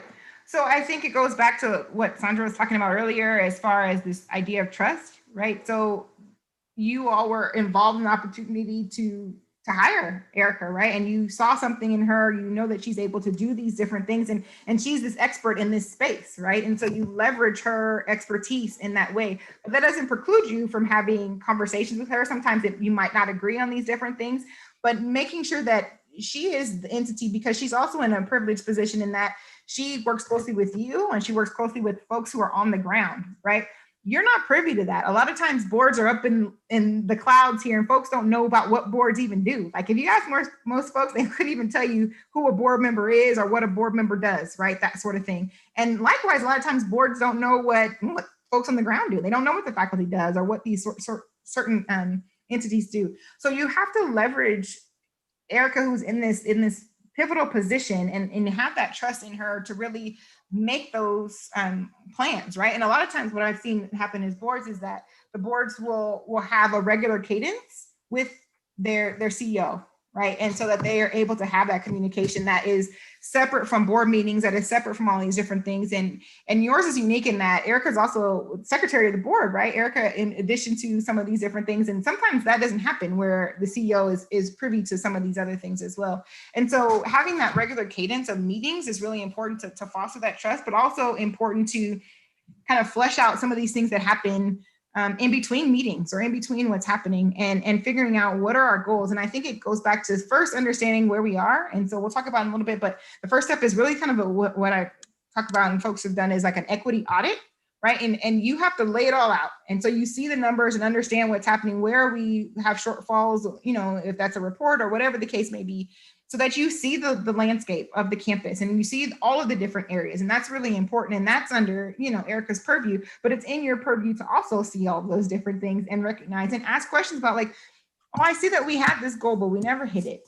Like, what have we done for that, right? Like, have you hired anybody for that? Or are we missing key personnel? Do we not have the funding for that? Is that something that, how can we support in that way, right? And I think that you let her lead in that manner, but you also are there again as this accountability lever, as this like tapping on the shoulder. But what about this? We said this, and you hold her accountable. And even if that bugs her at some point, right, which it probably will bug us all eventually, like they keep asking me, but then it holds her accountable. Think about like if you ever had children, you keep asking them and they keep asking you, mom, dad. Eventually you turn and say, okay, what do you need, right? And then you make sure that they get that need, so then they are attended to. So I think that's the big thing. That would be, if you're talking about that board CEO relationship, that's important. So where I'm having a little problem is I would not want to see all 7 board members pretty much harassing this board. Because it will eventually become that way. But I'm kind of having a little difficulty understanding how we would measure it. That's what I'm kind of Yeah, absolutely. And so that, Berlinda, too, is where Jim comes into play, right? Like when you think about chairs or if you think about different committees, right? And whatever falls into those different committees. But measuring is something that you would have to come together as a group. Like, what does that mean for measurement? Because we know that there's quantitative and qualitative information that matters. And so a lot of times we get stuck on this thinking at the quantitative numbers, right? And that's not all that matters. And so you want to really make sure that you're understanding. So how will we measure this? Do we need to do a climate survey? Do we need to do surveys on exit surveys if folks are leaving, like they're not happy with what's happening here? And so that's just a matter of working with like an institutional researcher or things of that nature to get at some of those things. But you, to answer your question, you as the board would set, like, what do you want to see? How do you want to measure it? What matters to you? What are the ways in which you would think that there is progress? And right now, the way it seems that it's structured is really looking at these gaps, and you want to remove those deficits. If it's a 4%, like why are we not on par? Then figuring out and interrogating what are the ways in which we might be able to change that? What can we do, right? What are maybe potentially at first the low-hanging fruit and things that we can change? Or what are the best practices we know in interviewing, in doing some sort of survey with our marginalized populations, right? Maybe it's LGBTQ community or Black students or veterans or foster youth, or those other communities that continue to show up on those gaps, and asking them, what are the reasons why maybe you weren't able to transfer, or what are the things that we don't know? Because sometimes with the quantitative number, you just know, yeah, maybe someone didn't transfer, but you also don't know that maybe someone in their family passed away, maybe they had a child, maybe they had to get a different job. You don't know the qualitative piece. And so I think it's important to figure out, and you would have to do that as the board, to figure out what are the ways in which you want to measure. Is that all that matters to you, or are the gaps, right? And so that's something that you have to decide. And so there is no cookie cutter answer for that. That's the beauty and the curse of it. Is there's nuance there, right? And you have to think about those things. Thanks. And so when you think about sort of the action and how you're starting to move that, again, I mentioned this, and so I just want to move us forward, but thinking about this equity audit, if you don't take stock of where you are now, right, then you don't know if you're going to make any progress. And that's like at the campus level, right? That might be also too at the board level. Like, what are the ways in which we're interrogating some of the things that we're doing, and thinking about structure, right? And that's not just, oh, we have 7 people on our board and these folks do this and these folks do this, but it's also that, like that meeting I talked about, a cadence with Erica, the CEO, right? To making sure that this is what we want to do. It's defining how we want to measure equity, how we want to look at that. Like, that's the whole structure. And then there's a plan. You execute a plan to make sure that you're on task, right? And you have this goal, and we see a lot of times at campuses by 2020, right? That was a big year for a lot of folks. By 2020, we wanted to have this. And a lot of folks don't necessarily hit those goals, but then you figure out, how can we adjust? How can we change these? But if you don't set those goals and you don't set those markers, then you'll never know if you don't hit it. So you have to put time, this idea of these SMART goals, right? It has to be time bound, and you have to be able to see how you've moved the needle, how you've changed, or how you haven't. And so that's important. And then you monitor.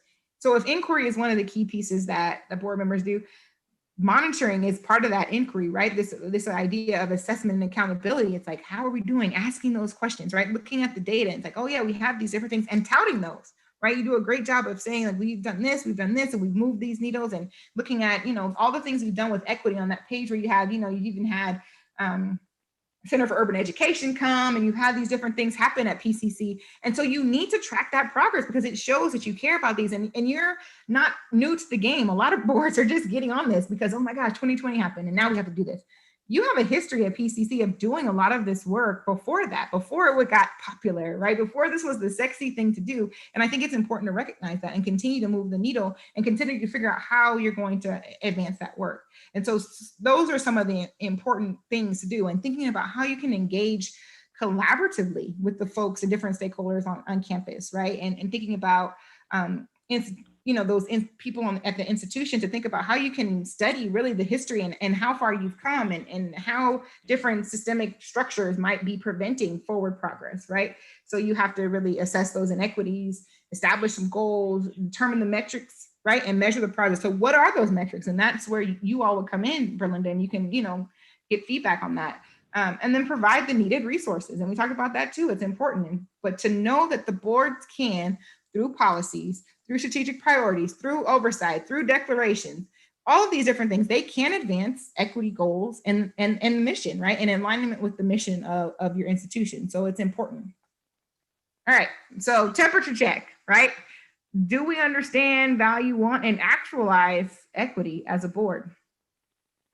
So what are our thoughts there? Jim, let me turn to you for a second. Do you think? Well, Go ahead, sorry.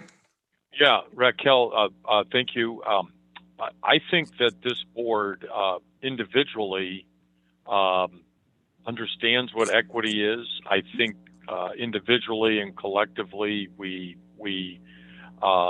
strive to achieve that. I think even before this DEI movement happened more recently, our superintendent announced an audacious goal to eliminate the equity gap by 2027, and every single board member supported that goal, as audacious as it is. So I feel that we understand what equity is, and we have a plan how to achieve it at the strategic level. As we get down into the weeds of how do we go about doing it, I suspect that the board individually and collectively has less ability to make that happen and less of a specific idea of how we go about doing that. And I think that we have, to a great degree, we have charged Erica and her staff to do that. Excellent. Yeah. So that's great. Thank you for sharing that. So that's what I'm hoping we can spend the rest of our time talking about, a little bit more application, right? And thinking about PCC and how that might manifest here, and especially set you off to go off and do these board goals and all of these different things, right? So, and some of you may have seen this slide before, but my work with board for the last nearly the decade, regardless of if the board was a private board, a public board, a nonprofit, a for-profit, professionally based board, an appointed board, a self-perpetuating board, a homogenous board, a diverse board, brand new, decades old, 100 members, 10 members, a minority serving institution, a predominantly white institution, doesn't matter. It all boils down, and all my research, all my practice with them boils down to boards really have these 5 roles that they play when it comes to things that are equity, right? And so it's important to think about, and I am going to give us another awkward pause for us to read these and just think about where individually we might be as board members, and then also where we might be as a collective board, right? And so you see there's a sort of a gradation. Going from barrier to initiator, or however you might think about initiator to barrier. And what I want to preface, and I want to say at the same time, is that the board could be at a bunch of these different places at the same time, depending on the issue, right? You can have board members at different places at the same time, right? So I know that there are some of you who are particularly active in DEI initiatives, specifically at the system level, right? And so you might think that some of those individuals might be more towards the top, and there are others who may just be kind of bystanders, right? And just think about, well, whatever you all say, that's what we'll do, right? You don't actually kind of intentionally get involved or ask those questions and those sorts of things. And so I'm going to give us a moment just to pause and think about, where do you think you might fit on this scale, right? Or where does your board fit? And I think it's important to think about. So we'll do an awkward staring at the Brady Bunch boxes, looking at each other, but just this looking and thinking about this for just a few seconds.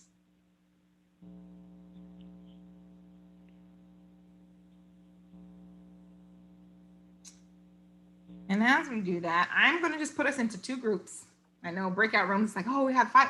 There are only a few of us. So we're just doing 2 groups where we're able to kind of just talk about this a little bit more, about this role that you play in equity, right? And so I'm going to make sure this is all working out. I'm going to just put us in 2 groups really quickly, and we won't be in there long, but just so we can have some dialogue on this. And we'll just do 2 groups. And I will place you there, and then I'll come pop in for a second, and then we'll just talk for maybe 2 minutes or so before we come back together. So you can go ahead and accept those rooms.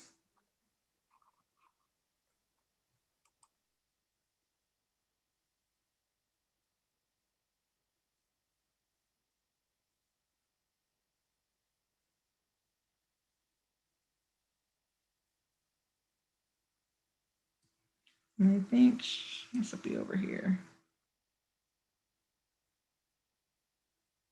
Oops.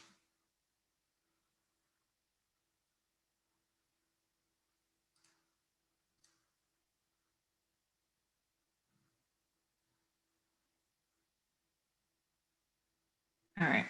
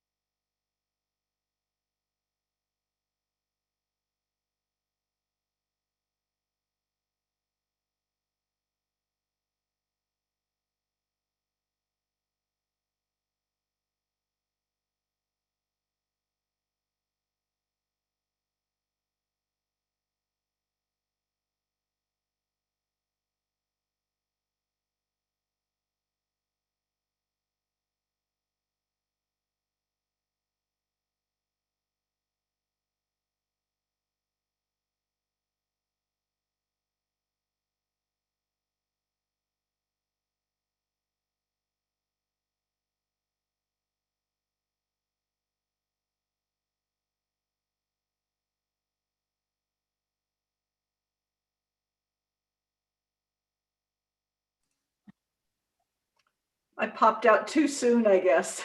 No, there was another comment.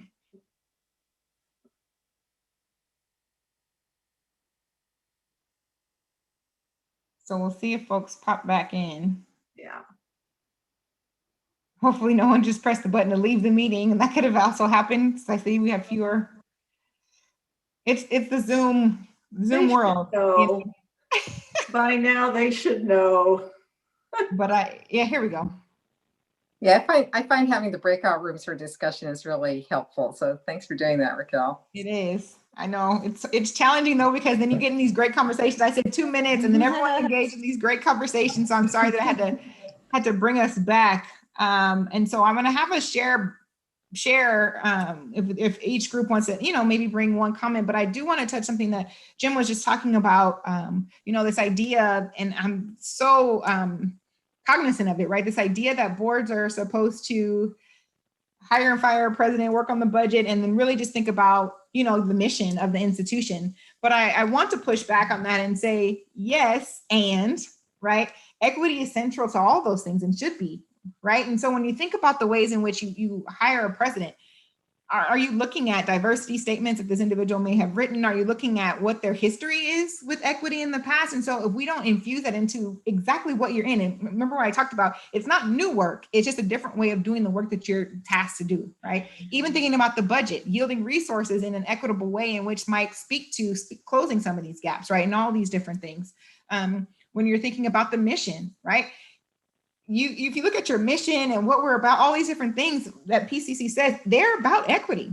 So this is your job, right? This is your task. This is what we have at hand. And so I don't want you to think of that as separate, but it's necessary to think about it. And I appreciate that, Jim, what you're saying is that this is what we were supposed to do.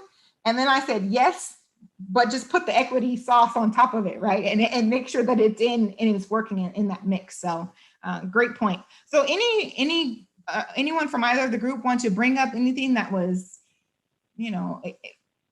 profound or troubling or anything, and then we'll keep moving on, because I see we're getting closer to our time, and I know you're probably gonna end up having a break when I'm done. I'm hoping you're having a break before you. Are you just gonna keep plowing through? I'm hoping you get a little.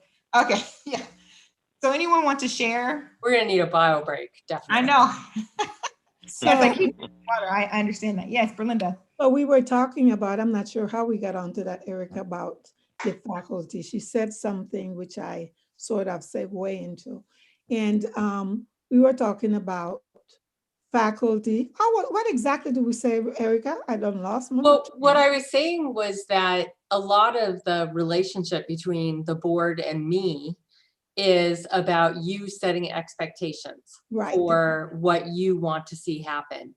And then, but we all have expectations, and that, for example, when the Senate President, Matt Hennis, said to me, so the Senate would like a report out, we'd like to have an idea of what you're doing relative to the call to action and meeting these equity demands. I said, that makes complete sense. Now I'm going to turn it around and say, and I'm going to need to hear from you as to what you're doing about a curriculum or an equity audit of what's happening in the classroom. Because I can look at hiring practices, I can look at customer service and how we're helping people. And, we could do EEO and other trainings to help open people's minds and have people understand their implicit bias and how it gets in the way when they help students or whatever the case is. But the one place I can't ever be is in the classroom. And so that's where the faculty have to do the work themselves and come back to us. And so then Berlinda was saying, well, what if they don't? And I said, well, I don't know. We kind of have to cross that bridge when we come to it. My hope is that they'll do it and we won't have to have a problem. But if we do, well, we'll deal with it and then we negotiate it or we do whatever. I don't know, but I'm very clear about what lane I live in.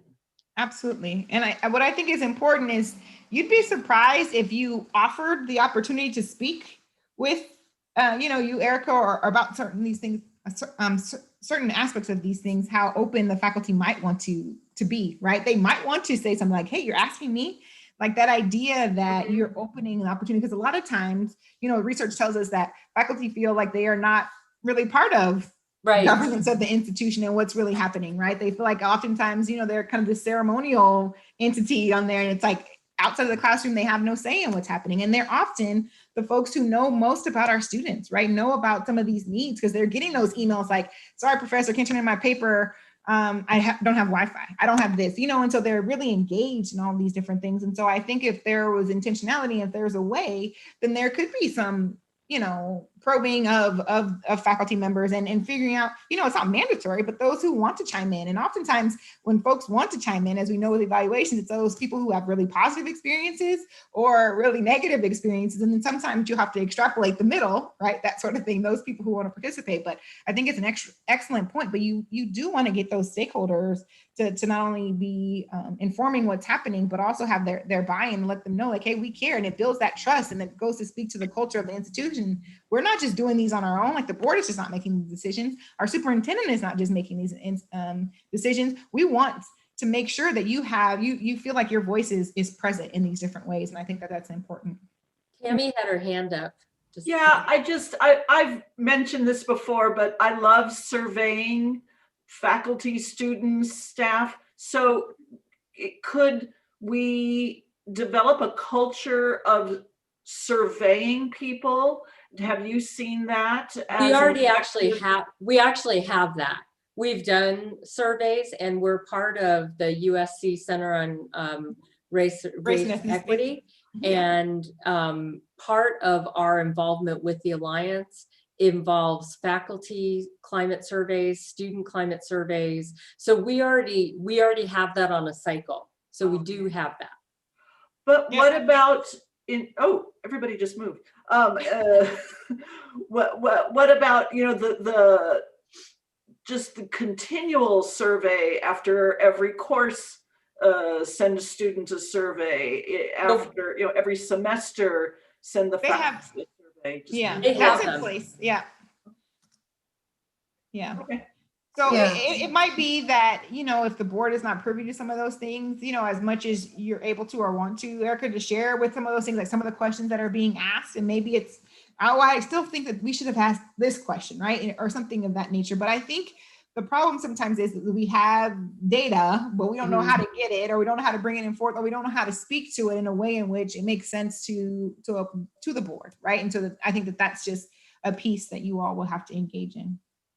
Yeah, I think getting that survey data could be really helpful, because it gives a view for the trustees, and it's something then the CEO can go over with us and help explain.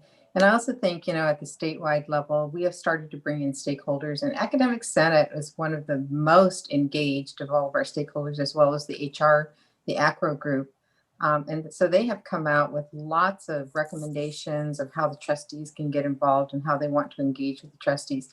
So I think, if we took our cue from the statewide activities, we ourselves could replicate that at the district level and invite Academic Senate in to talk about this. We could build a framework of questions. The superintendent would then have a chance to also have her own questions, so that they would have to be prepared to answer those things. So it's just not all cold, and it's just not them, feeding information to us, but also being responsive.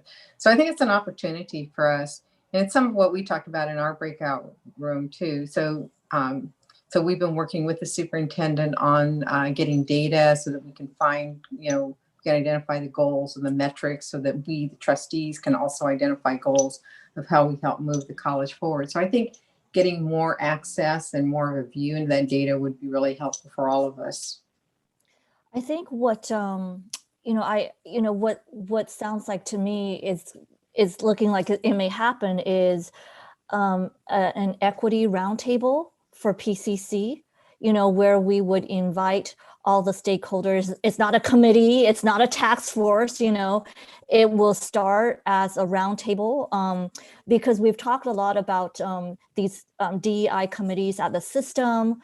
Certainly there's a lot of knowledge from my colleagues who have participated in those committees that can be brought onto this roundtable, this equity roundtable for PCC, and maybe have someone like Raquel help facilitate the roundtable, so that we are all starting from a again, the same basis, you know, or similar basis of understanding.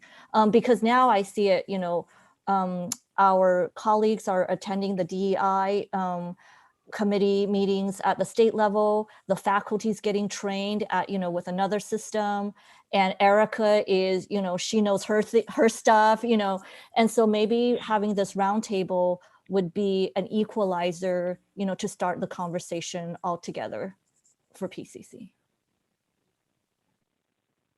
Awesome. Well, I that is something I'm hoping you will explore in your goals, right? And thinking about the ways in which it makes sense. And I think, again, I can't say leverage Erica enough, because she has the knowledge that you may not be privy to from the different stakeholders. And it maybe you have a question, but you might already have that question asked, right? And she just maybe can share with you, you know, where that is and that sort of thing, and figuring out the ways in which it makes the most sense.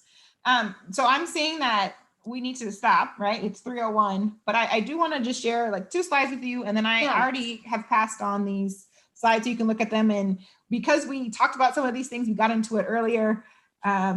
So we'll just continue to push through. It was just going to kind of highlight some of the things that PCC has done, you know, that sort of thing. And then really looking at, and I'm hoping you do this with your goals, but in looking at what the powers and duties of the board are, and some of these duties and responsibility, I pulled these from your bylaws and I didn't misnumber them. These are how they're numbered in the bylaws, but looking at how equity is necessarily might be a part of that, right? And thinking about, we talked already about the calendar, right? John brought that up as something, like thinking about that, but how does that make sense? And thinking about the public interest.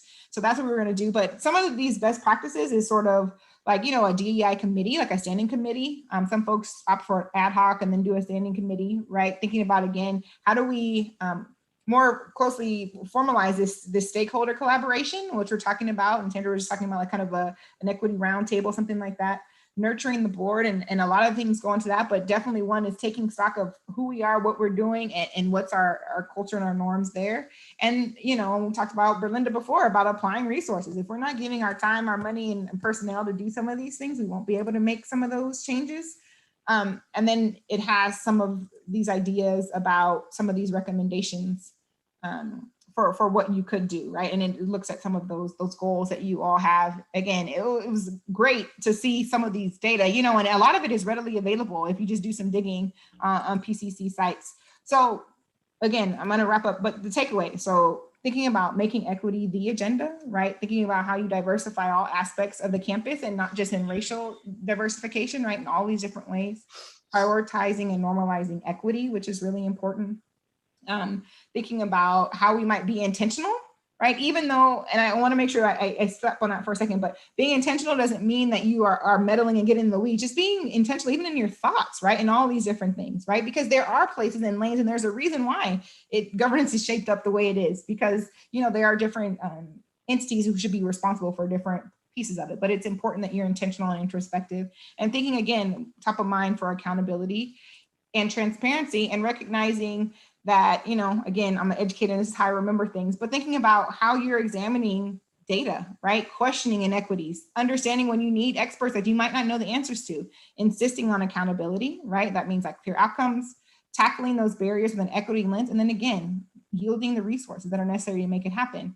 And then finally, I'll say that it doesn't quit, right? It's a long game. You can't stop with equity. And so it's really important to think about, and I know, you know, think about, and maybe John, this will resonate with you, but John Wooden always talked about be quick, but don't hurry, right? Address this, but also be meticulous in making sure that you're addressing the different pieces of this. And so I think that's really important. And, you know, some of these things we could have talked about longer, but I appreciated the conversation. I think it was important that we engaged in some of those things. And this is just, you know, recap.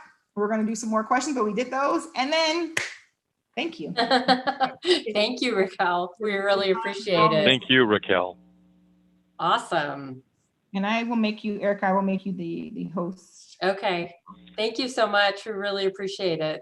No problem. Yeah, thank you, Raquel. Thank you, Raquel. You make It went UC Riverside so proud. Yes. Thank you. It went so quick.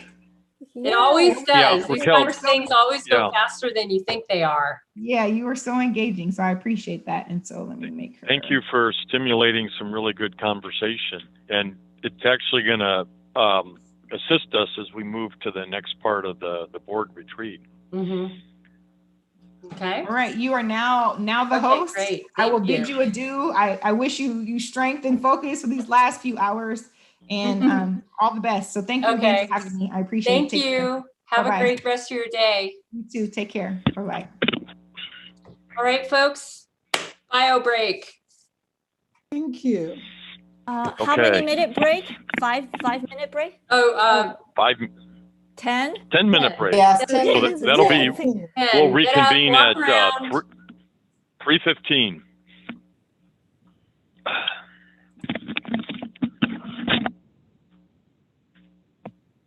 We're going to four.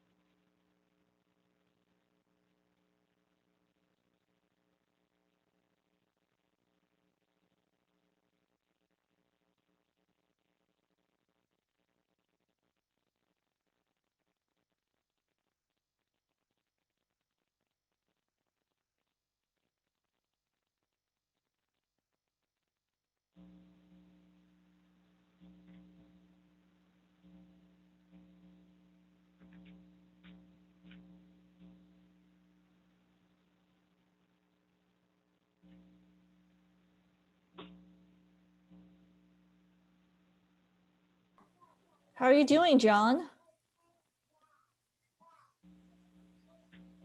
Can you hear me? There. I'm doing good. Who asked? I can't tell. Oh.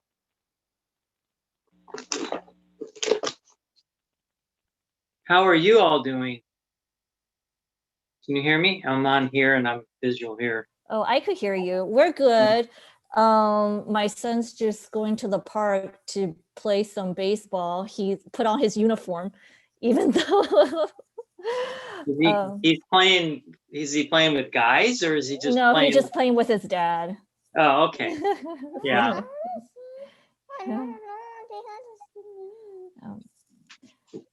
Well, that's good. Yeah, I mean, it's just, you know, I think they just need more. They're here. He wanted to make an appearance before. Well, that was a great appearance. How's your son doing? He's doing well. My middle daughter is supposed to deliver her due date's Monday. Oh my gosh. So we'll find out if where is she delivering? She's probably going to go to Kaiser in Baldwin Park. Okay. Wow. So you I mean, how is she feeling during this time of the pandemic to head over to? I mean, that must be.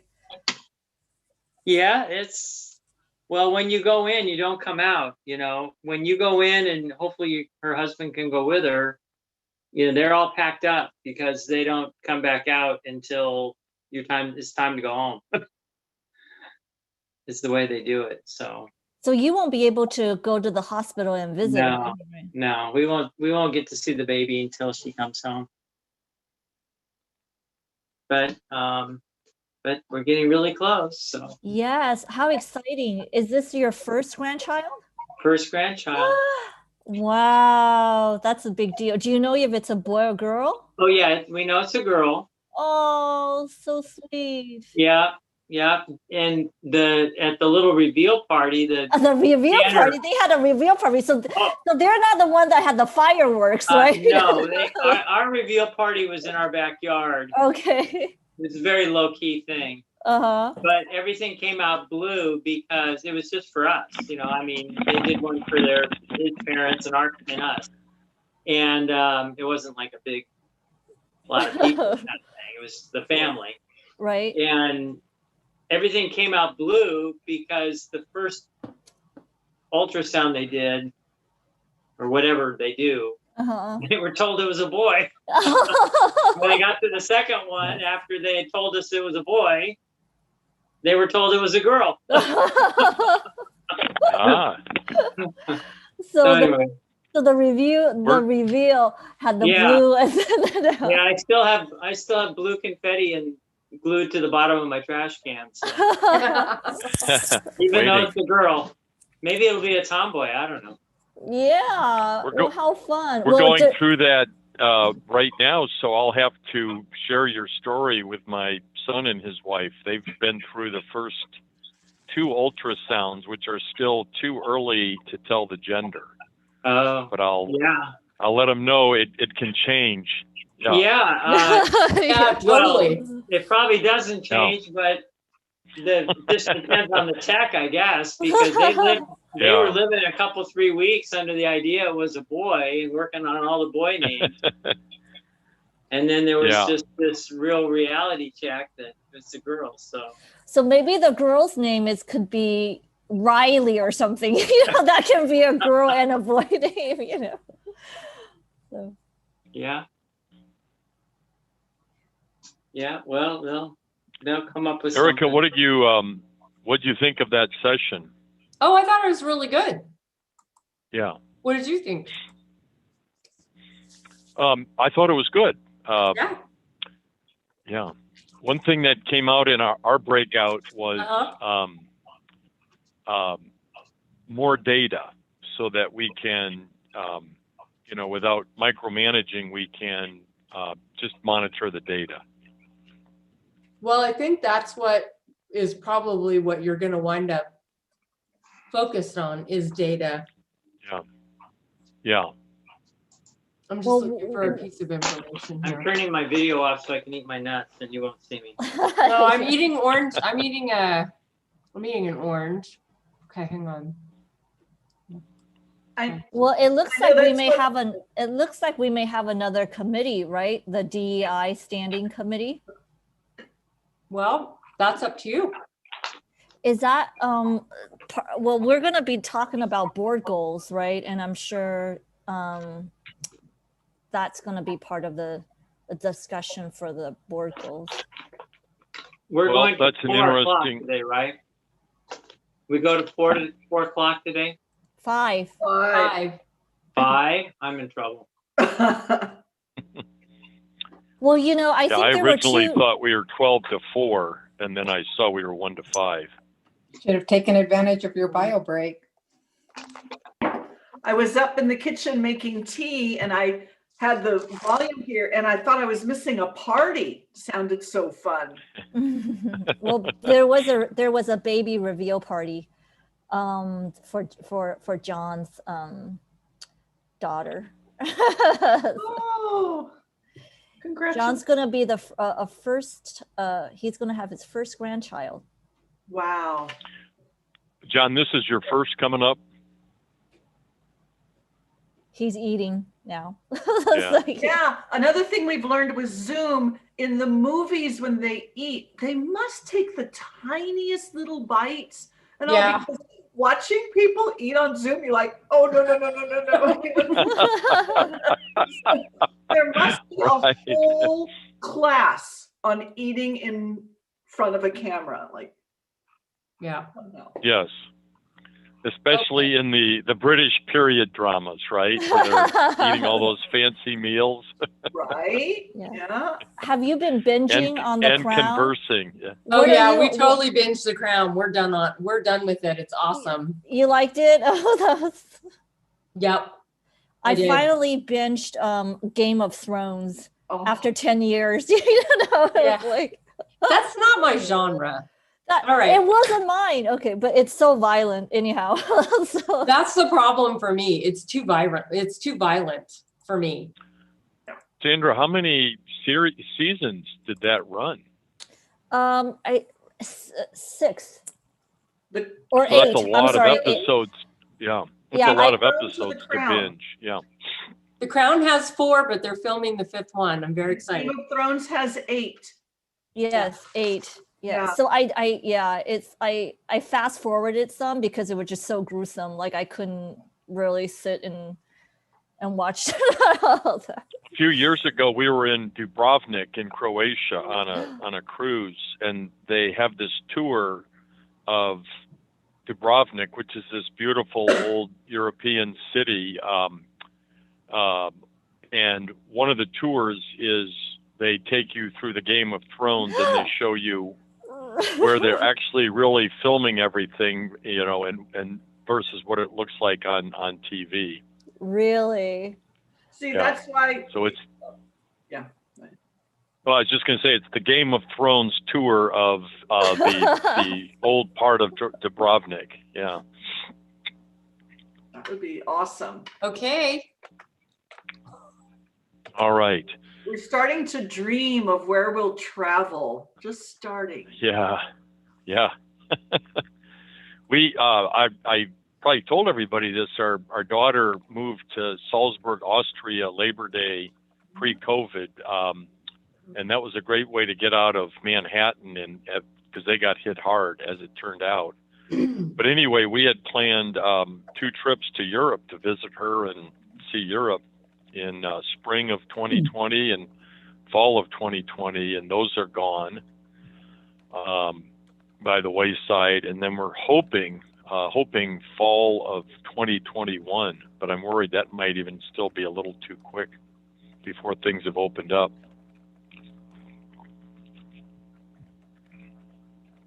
And my Okay, dad Jim, never- take it away. All right, so now we're going to move on and talk about our board goals and what we need to do is to establish our board goals. And my sense of where we're at, and we'll see if everyone agrees, is that we had some, I'll call them fairly general board goals, but there was a desire to, create benchmarks and quantify those goals. And that part,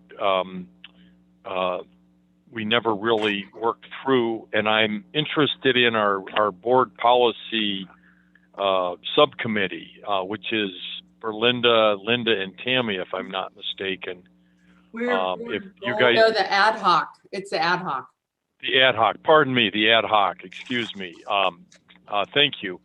And really wanted to lead off with the work that you've done as a starting point, and our goal is to, in the time we have left, to see if we can get our board goals established.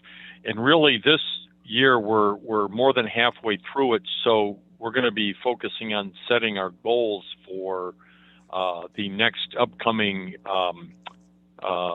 board year, which might be easier anyway, because with hindsight, the prior year has been so crazy changed by everything that happened with COVID and everything else. So whatever goals we might have established would have probably been tossed by the wayside due to the amount of moving targets, things that changed. So starting with the ad hoc committee, if I could, what are your starting point recommendations for board goals, and then we'll get into a discussion and see if we can define what our goals are. So I can start off. So, thank you, Linda. Yeah, so we had so Tammy reported out on this. We had some very general areas that we wanted to concentrate on. So part of what we've been saying is our board goals really need to be in support of the goals that we help set with the president together. And so part of this is also setting the goals with her for the upcoming 21-22 year. So we focused on dual enrollment. We also focused on workforce. And we thought something around student services, which Erica is now calling customer service. And we thought that was a really good one. So those were sort of general. I think we had 4, right, Tammy and Berlinda? 3, those 3. Well, for sure, I knew we had those 3. So part of what we've been working with Erica on is trying to identify what are some leading and lagging indicators in each of those areas that the board can then, what is data? What are the data points that the board can then look at and focus on, and then help set goals for the president, and then focus our own goals around that. So for example, if we were to say on customer service, which is basically student services, that we increase enrollment, or that we increase persistence in enrollment, then what would trustees do around that? Part of it is we could be messaging to our own community about the branding of PCC. So there's different stakeholders will have different roles, and it could be similar. There could be the same goals, but different stakeholders would have different roles in achieving that. Can I share my screen for a moment?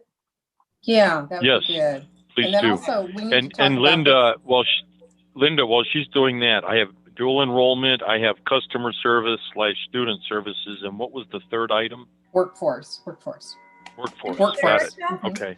Erica, why do Thank you you have no pronouns? Can you explain to me? Oh yeah, I can explain. Can you see what I have up there though? Can you see a PowerPoint slide? Yes. It's Yeah, your screen is up. Okay. It's easier before. Now you've got 2 things we can see. Before, it was just the visions for success, local goals. Yeah, that's because I have it in slide mode. You have it in speaker mode. Yeah. Can you see it there? Yeah, we can. There you go. Then, Jim, I just also wanted to also I'll explain the pronoun. Wait a minute. Yeah. I'll explain the pronoun issue. I don't believe that I have an issue with the whole pronoun thing of, you know, people saying, refer to me as he, refer to me as she, or refer to me as they. Yes. Because he and she are binary opposition pronouns. And by saying that I'm going to proclaim what my pronoun is, it doesn't fix the fact that he is the assumed pronoun and that he and she aren't already laden with all of the expectations, cultural assumptions, and all of that. So, and they is bad grammar. So I think what we want to do is try to figure out if we're going to use pronouns, they should be new pronouns that are gender free. Because right now, he and she are still laden with gender assumptions, and they is bad grammar. So my preference is that I don't refer to me as with a pronoun, just use my name. So if there was enough space on my screen, it would say no pronoun, just use my name. So that's why. Thank you. I'm not sure where did this come from? Could you bring me up to speed? You know how a lot of people have their pronouns next to their names? They have he, she, or Okay, him, I got it. him, whatever. I get asked that all the time. I get pressured. Like, how come you don't have your pronouns up? Well, Not your business. because I don't believe in signaling to the world that you should use she, because she is still laden with gendered expectations and discrimination. And so until those binary pronouns, if we look to Marge Piercy's novel, Woman on the Edge of Time, there was actually a third pronoun of per, which was meant to be gender neutral. So if we could get to a per or gender neutral, I'm good, but they is bad grammar. Cannot go there. Got it. All right. So the reason I wanted before you start, Erica, Yeah. I just wanted to just remind Jim that part of what we are also going to be discussing is this template and the guiding questions for the reform strategy in the fellowship. Yeah. So I just wanted to pull up the Vision for Success goals, the local goals that you all approved back in May of 2019, which you were required to do. And because there's been conversation about leading and lagging indicators. And just to clarify, a leading indicator is basically what's our student success? What are those metrics this semester? How many students passed their classes with a passing grade? How many students didn't pass with a passing grade? So what's our success rate? Retention is also a leading indicator. How many students did we retain from one semester to the next semester? Now the lagging indicators are, okay, who graduated, who completed what their goals were. So we have to look at both of those things. We have to look at leading. So what are our current numbers? And then, because that's the here and now, but then we have to look at the lagging, because we have to understand what all of those leading indicators, like if we saw that there was a poor retention rate between fall and spring, what did we do about it? Did we do a phone campaign? Did we do an email campaign? Do we try to figure out, was there a particular class that stymied people, or what, you know, whatever it is? So I just want to be clear. But then I just wanted to point out that these are the goals that you all approved. These are part of the statewide Vision for Success goals. So you did all of that. And you will get an update on this at the end of spring about how we're doing, because we need to present this to you. But if you see there, we have the goal 1 of increasing degrees, goal 1B, certificates, goal 1C, all awards. So trying to get as many people, as many awards as possible, at least by 4%. And then associate degrees, UC, CSU transfer. And then goal 3, decreasing the units. What that means is we need to decrease the number of units students take on their way to completing an associate's degree at our college. And then the workforce, and of course that's trying to get students, it's trying to get folks to livable wage, increased wages once they finish what they're doing here. And then obviously the last one is closing the equity gaps. So I'm just putting that out there because you have goals, you have these Vision for Success goals that you approved and that are part of what you've reviewed. And then, Oh, Erica, yeah, when they make charts like that, it would help my brain if I saw both the numbers and the percentage, because we're crossing. We've got the goals are percentages, but the numbers, but we're given numbers, and I could do the math, but if they did the math, that would be terrific. well, we can, except that that's what that means. Like if you start at point A and you get to point B, it will have gone up by 15%. But are you saying you want the percentage each year? That's the target. I thought that 1819 was showing what is and 1920 showing what is. I hadn't thought. Yeah, and then the target at the end is 3650, which would mean we would have increased the goal. Sorry. No, that's okay. I just wanted to clarify if what you were asking for was to have the percentage broken down. That's okay. Not here. Not here. Okay. So, And then- so Erica, Yeah. if we could stay on that slide just for one more question. So our baseline is 16-17, Yes. and we have these targets for the next 4 years, and the fourth year out, 2021/2022, is the 15% cumulative increase, for example, for goal 1A. And can we see how we're doing? Because now 18-19 and 19-20 are in the rearview mirror, so we should see how we're progressing along the way towards that.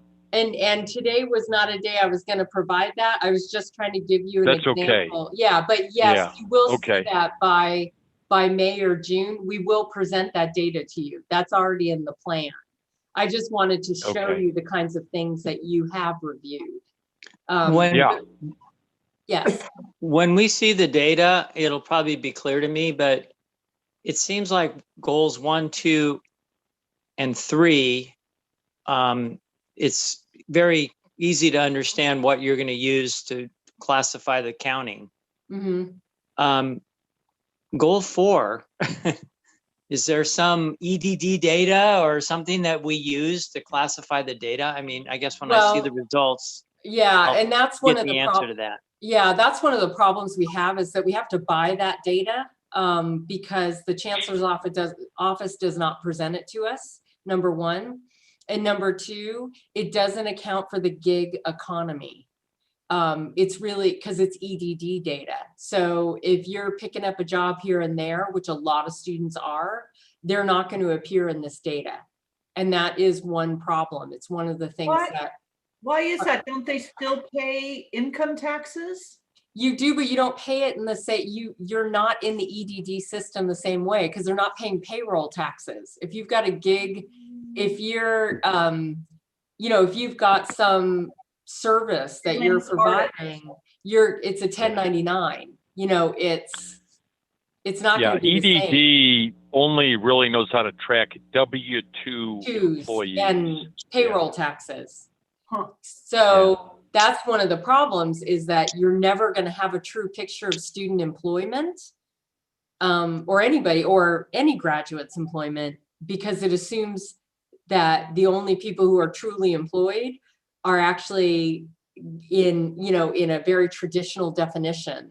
So that's one of the things that the chancellor's office knows that they need to work on because our numbers probably are not going to be as strong as what the reality is. Because just because students aren't in that payroll system doesn't mean they're not earning a livable wage.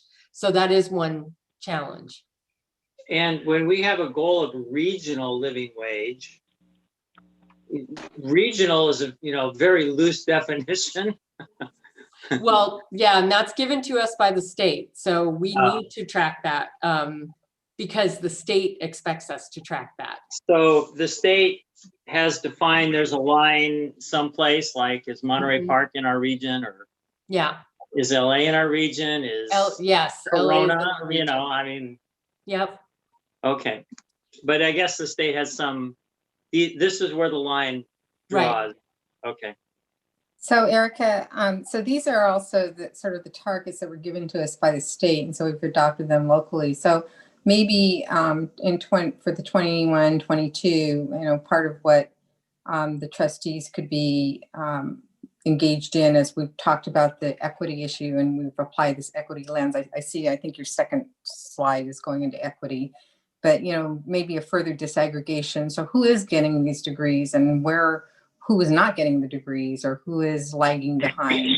Right. So maybe that's some of the conversation we can have. Right. And we can, yeah, definitely. And keep in mind that we're number like 3rd in the nation in terms of associate degrees for minority students. And we're number 2 in the state for Latinx ADTs. And so we've got you know, we've been recognized for those kinds of things. So we have the data.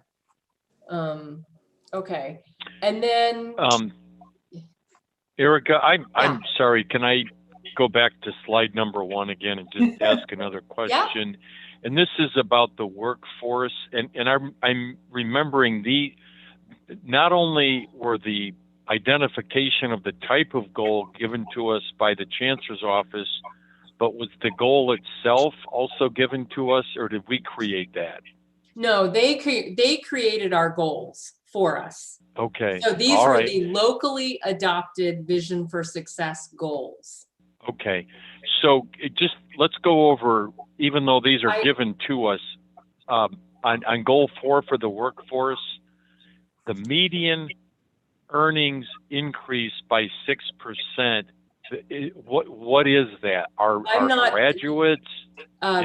Jim, I'm not the right person to ask that question. Okay. I brought this up as an example. I can't parse out all of this data accurately. So all right. I just wanted to show you the kinds of data. Sorry. I'll hold that's that okay. question. Yeah. No, that's okay. I would rather have you have accurate information. I can't accurately tell you.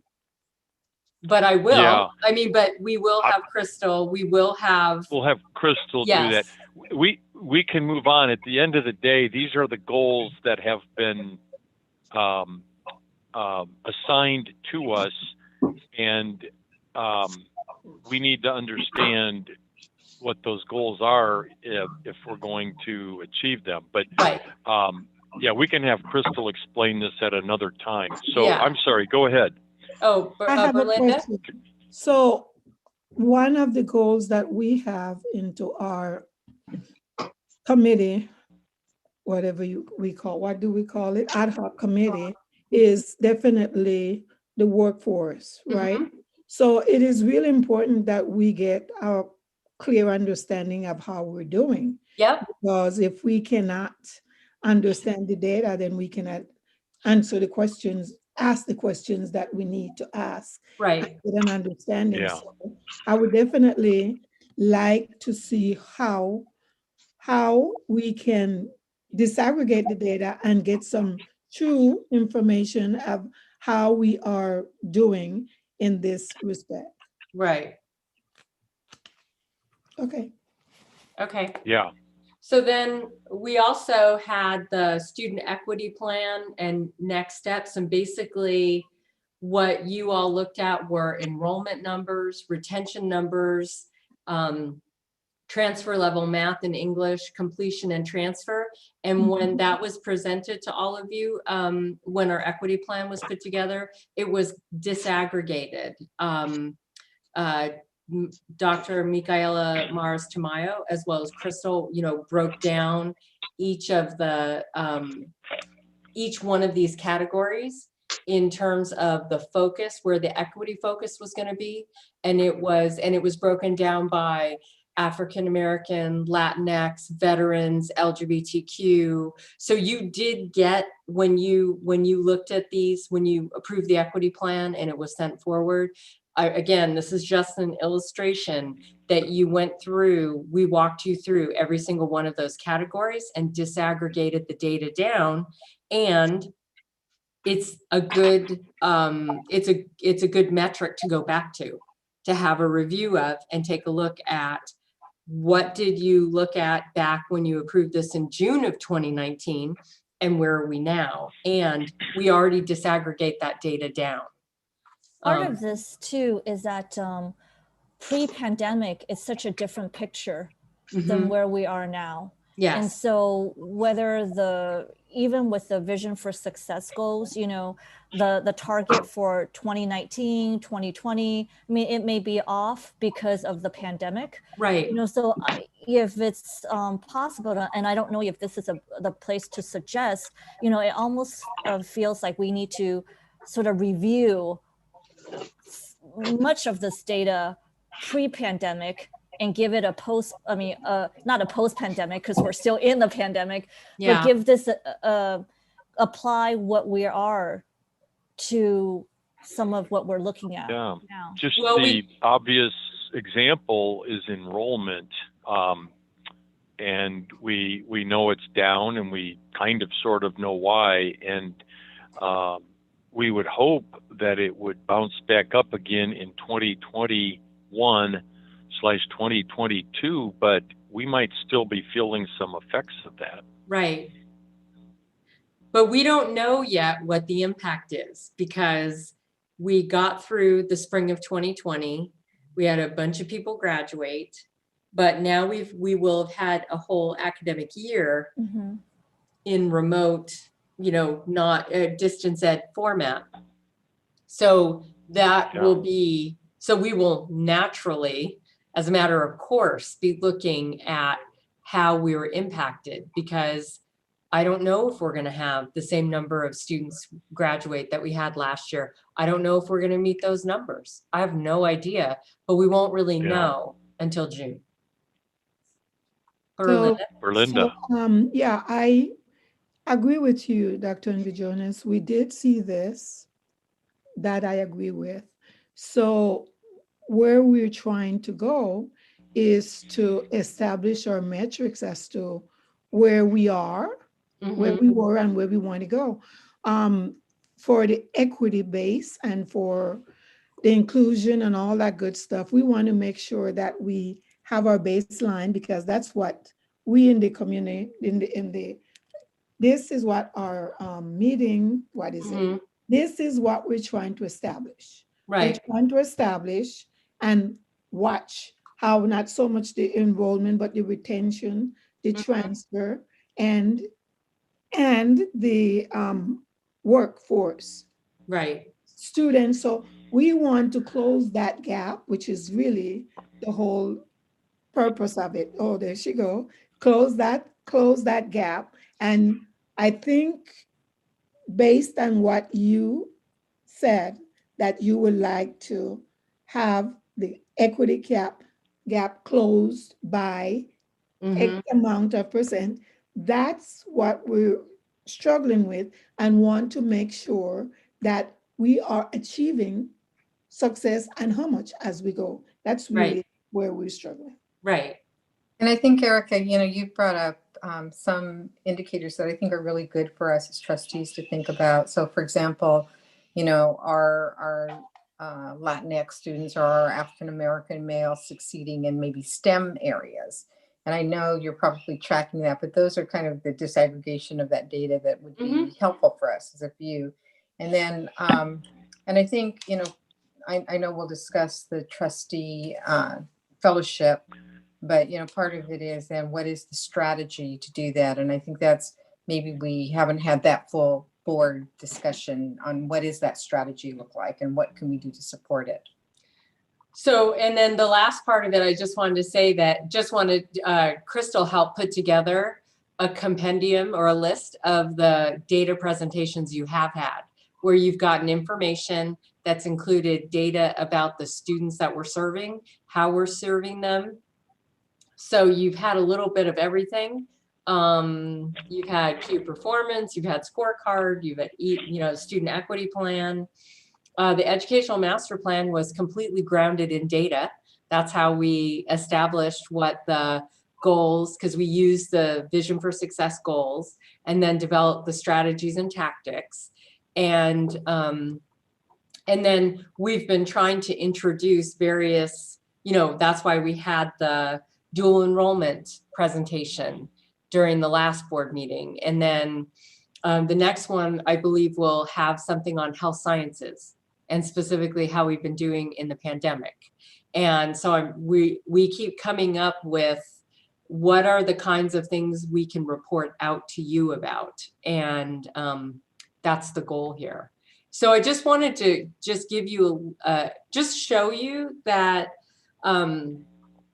that you actually have gotten quite a bit of data. And it seems to me that what you're hoping for through your board goals and through the trustee project is how to focus how you want to look at the data and come up with what your interest is and what your focus is. Does that make sense? Yeah, I think that's a really good way to put it. Yeah, there's a lot of data around, and this is something even at the state level. There's so much data. So what is it that we trustees should focus on that would really best help the communities that we serve? Yeah.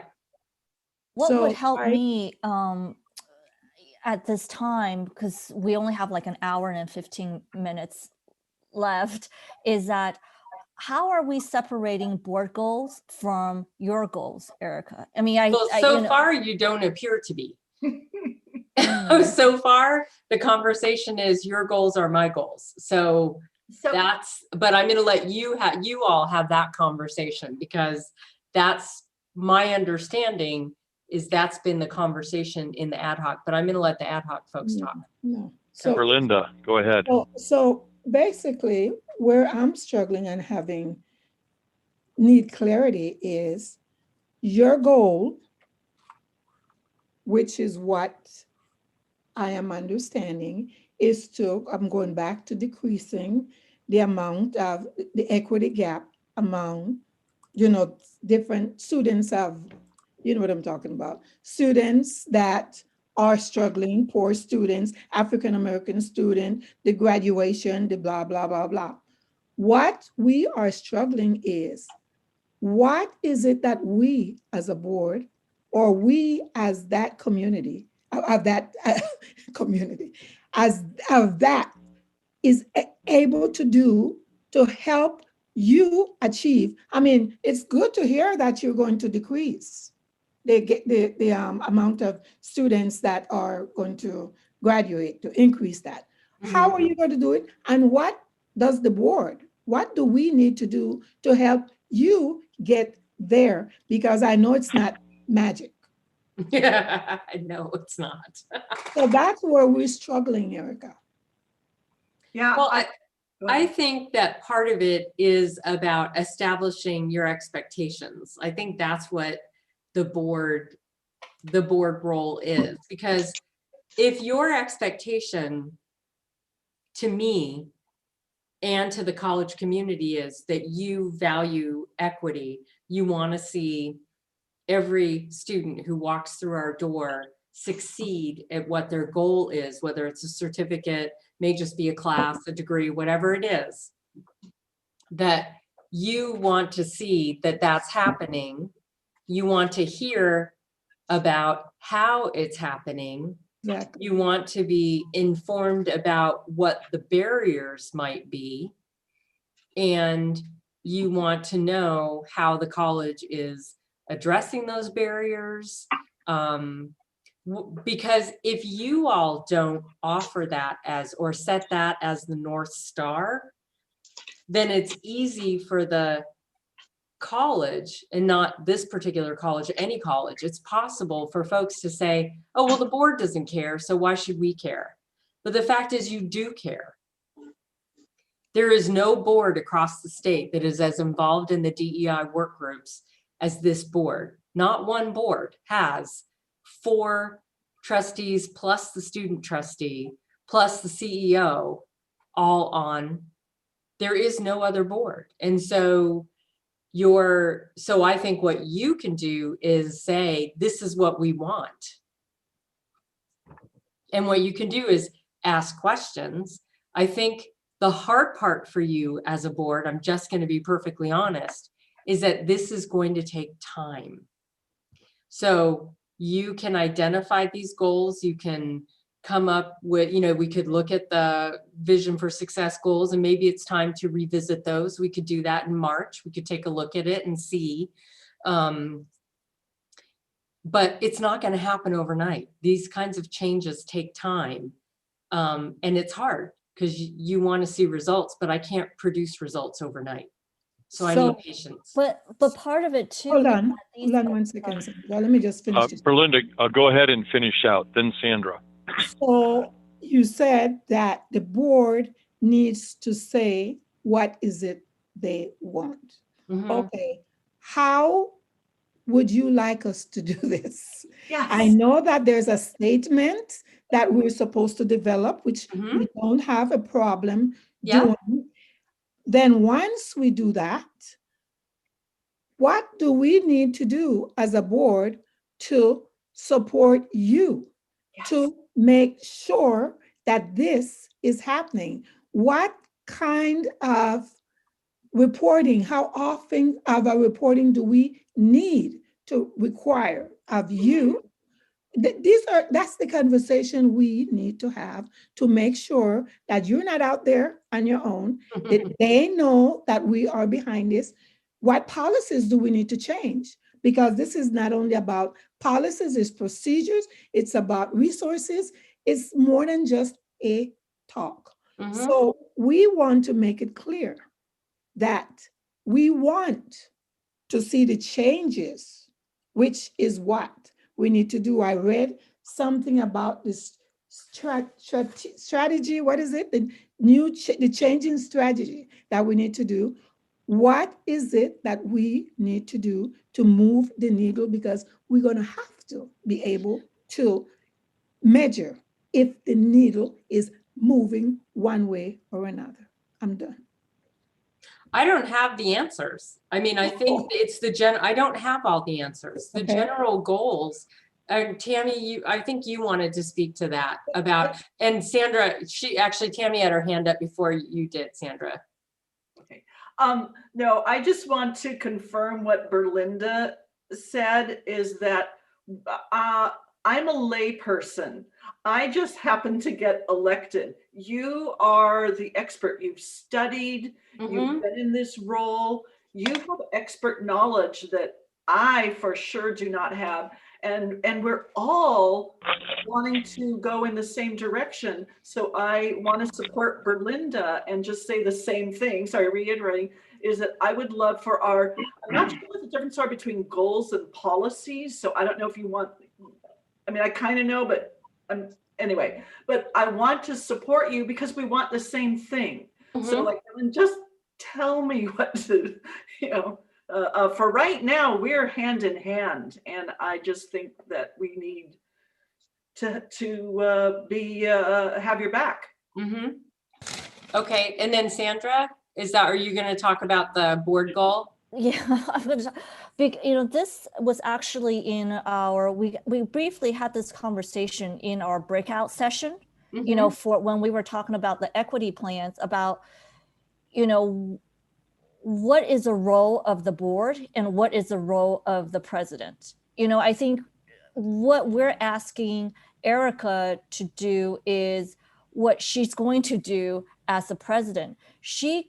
As much as she would like to tell us what we need to do, at some point, I think as the board, we still have to come up with, our own set of board goals, whether they support the president's goals or not, that's one thing, but we, have to have a consensus of what our goals are going to be. So I showed you, I've been reading up on San Diego Community College District, and they have pretty clear goals. For example, I just put that in chat.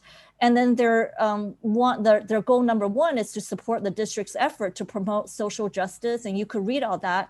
Their goal number two is to monitor what's happening to the college with the pandemic.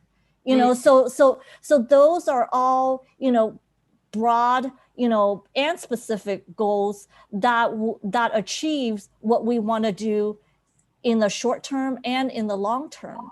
And so when we talk about dual enrollment, when we talk about the workforce, workforce learning, and also customer service, I think those are tactical objectives, and they are what I would expect what the president's goals would be, but not necessarily what the board goals would be.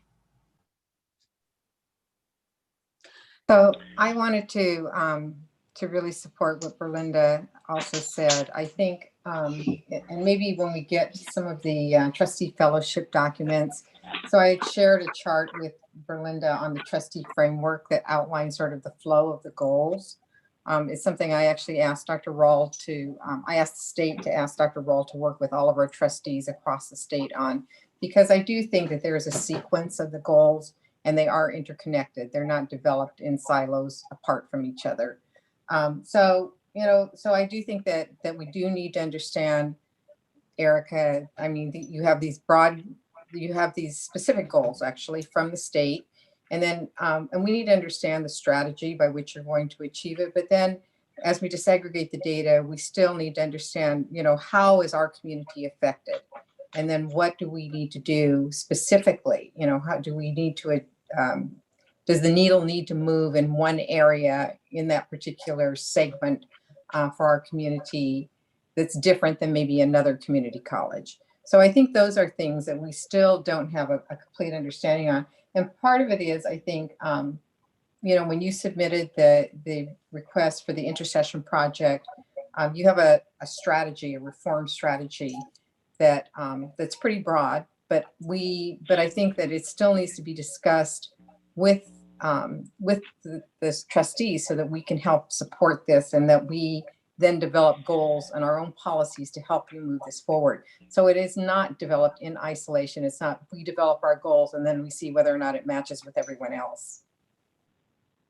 Right. The reform strategy, though, I just did the initial legwork. Ultimately, I think you and Jim are going to talk, and Berlinda are going to talk with everyone about that reform strategy, right?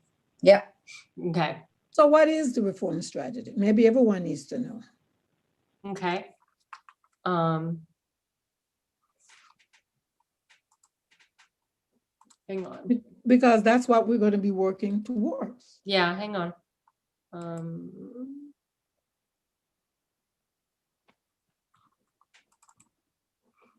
Can you see that? Yeah. It's a little small, but I don't. You can pitch it out on your own screen. Okay. We can. Well, no, if Erica could enlarge the document, the percent down at the bottom. Yeah. Erica can enlarge it, or you can enlarge it on your own screen if you have a pinch out on your touch screen. I'm already kind of, perfect. That's it. Okay. That's it. Okay. Okay. Do you want to talk about this, Linda and Jim, since? Yeah, so just, sure, I'll start out. Just to start out, the goal is to close the equity gap by 2027. So that's pretty straightforward, and that's a goal that Erica adopted and the board has embraced. And now the question is, what do we have to change in order to achieve that goal? And that's the detail down below. Linda, carry on, please. Aren't we using a new phrase, not equity gap? Isn't there a... Well, we're trying to figure out what that equity gap, we're trying to figure out what the right phrase is. I would like to figure it out, but this was like, we needed to get this done. So I don't. So for now, it is what it is, right? For now, I'm not gonna, what it is. Yeah. Okay, yeah, I'm not going to get hung up on semantics myself. Yeah. But anyway, reform strategy. Okay. So we've already identified that we have been the chancellor's office. One of the action items for all trustees, all boards to do is to adopt, for every board to adopt a DEI equity, a DEI statement, mission statement, right? And so, so we do need to work on that. And I think one of the things that Erica said that is important is this is not work that's going to be done overnight. It's work that we need to be intentional about. We need to sit down. We need to to create some space and time for discussion of this. It's not something that you're going to send a subcommittee off to do for you and they'll bring it back and magically everybody will say, okay, we agree. So you have to discuss, it has to be, board members have to understand the role in this. And that was one of the reasons to bring Dr. Rawl in, is to talk about what your board governance role is to move the DEI needle. So the other part is on this strategy. So what do we know about the strategy? Well, these are discussions we need to have now with the CEO. So what is this reform strategy entail? So it talks about, okay, have these special focus study sessions, but what does it look like for the entire campus, for the district? So one of the things that we've talked about was, let's bring the stakeholders to maybe a DEI roundtable. And maybe now that we're only doing one board session a month, maybe we have a special board session every month now that takes the place of that second one that we used to have. And that creates that space for us to have these conversations. Right now, one of the things to think about is we have DEI as one of the last items on our board agenda. Maybe it needs to be moved up because we think that there's priority in that discussion. So you could see last meeting, it was our meeting went kind of long. And so we ended up not having a DEI discussion, and we had Erica's people who were there waiting to have the discussion. So that was kind of disappointing, I think, for them and for us too. So it's kind of a missed opportunity for us. So I think we need to see what the priorities are. So there were a number of guiding questions that were given to us in this fellowship template to go over the reform strategy. So what does the board know or not know about the reform strategy and the model? And then how can this information be more clearly shared with the board in detail? And then how does this reform strategy align with a selected goals? So we need to still come up with goals. And so there's a series of questions, I think, that would be helpful for us to share with you all, and for you to then come back and for us to have a more in-depth discussion on some of this. So I've already shared, Jim and I have looked at it. So Jim, Erica, and I participated in the fellowship program, and I've shared this with Berlinda because what do you mean as the vice president. What do you mean fellowship program?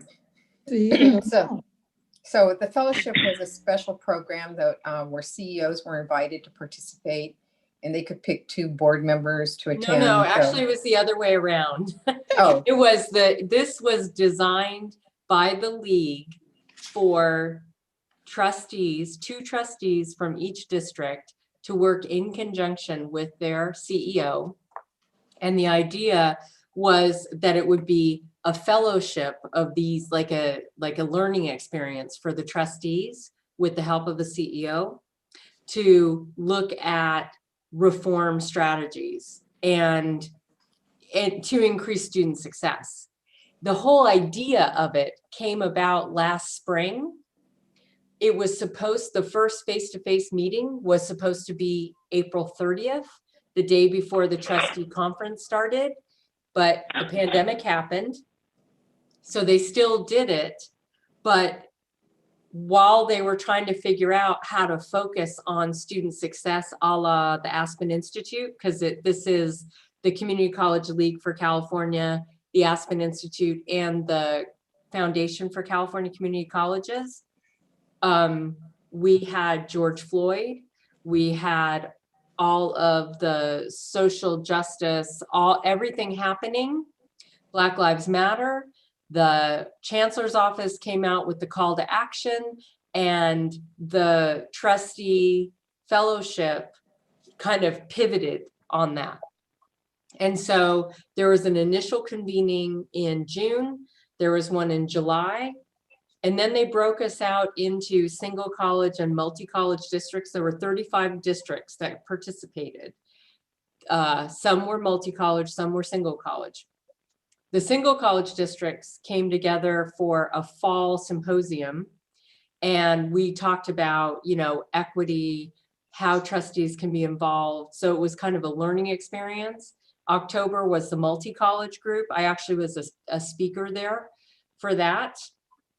And then districts could choose, if they wanted to do a project. And not all of the districts, out of 35, I think only 21 applied to do a project. So we applied to do a project, and we had to offer up what is a reform strategy that the board is interested in implementing. So we had a call with Kay McClenny, who is the Aspen Institute provided consultant. I talked to her on Wednesday, and then Linda, Jim, and I talked to her on Thursday. Today is part of the next part of it. There's going to need to be another special session where you all kind of get on the same page and agree to how you want to go forward. And then we're eligible for $50,000 to help implement the trustee project. Does that make sense? How do the trustees get selected? Because Jim would be the chair and Linda, because she's the past CCC president. Because and I was on the task force actually. Yeah, I was on the fellowship task force. She was on the fellowship task force, and Jim was the chair. And we can only have two. Right. Let me just add. Let me just add to what Erica said. That was a very comprehensive description of what's transpired thus far. And what we did is we selected as the reform strategy, the goal around which the reform strategy was something that we had already embraced as a board, so that Erica, Linda, and myself weren't going off in a new direction. This is all centered around achieving that goal of eliminating the equity gap by 2027. And then this is about coming up with the methodology of how we're going to actually go about doing that. So we felt that it's called, I'm sorry, go ahead. Sorry, Jim. Go ahead, Sandra. No, go ahead. I'm just a little bit, I just want a little bit of clarity, because reform strategy, you're just giving that a name, right? No, they gave it a name. Oh, they gave it a name. Yeah, it's not us. Yeah. Okay. No, they gave this a name because this is new to me. It's their terminology. It's their terminology. Yeah. And what we did was we took what our goals were and put it into their terminology. I see. Okay. Yeah. Just want to get that's a good way. That's a good way to describe it. We wanted to stay focused on our goals, and we don't mind fitting it into their preconceived terminology, just to fit it into their form. Yeah. But we would be pursuing this with or without the trustee fellowship. This is our major goal that Erica announced well before, George Floyd and all the DEI initiatives, that I think it fits in, still fits in beautifully with what our goals are. So going back to our board goals for FY20 and 21, or FY21 now to FY21 to 22, we're looking at an annual set of goals. I mean, some of this that we're talking about, and to everyone's point, it is going to take time, and it's going to take, we're not going to see results tomorrow. So would it be possible to talk about what our annual goal is for next year? And Sandra, it's definitely possible to talk about that. And I was going to mention that earlier when Erica put up that the goals that the chancellor has assigned to us, the local goals. You really need to come up with interim goals along the way. Although on that chart, our upcoming set of goals, it's the last year for that one. But getting back to eliminating the equity gap by 2027, we better have interim goals each year along the way to show our progress towards that goal, because we're not going to just be able to snap our fingers in 26, 27 fiscal year and say, oh, let's go do this. We are going to have to work really, really hard each year along the way. It's 2027 for that particular goal is right around the corner. It's such a significant effort to really achieve that. So yeah, we're going to have to, I guess the way we achieve that particular goal, or we break it out, is we say, okay, we have to achieve that by 2027. We're now looking at our 2021, 2022 goals. So we have 5 tranches, if I have that right. Mhm. Actually, we have 6 years along the way to get there, and each year we've got to take a big bite out of that goal, because it's such a. So we have to benchmark and see where we're at, and I think we have those benchmarks, Erica. Disaggregated data, Right. and then we have to say, okay, we have 6 years to achieve that, and now we're looking at year 1 of 6, so to speak. How far along can we realistically get in 2021, 2022 Right. fiscal year, and be on track for the end goal? So I want to go back to the 3 goals that the ad hoc committee has been talking about. Mhm. So in terms of setting metrics, when you all identify dual enrollment, what aspect of dual enrollment were you talking about? Because I know when I started, one of the things that was a goal was that we would have a CCAP agreement or we would have classes at all of our feeder districts, which we've done. So when you all were talking about dual enrollment, what specifically were you thinking about for a particular goal? Did you have one?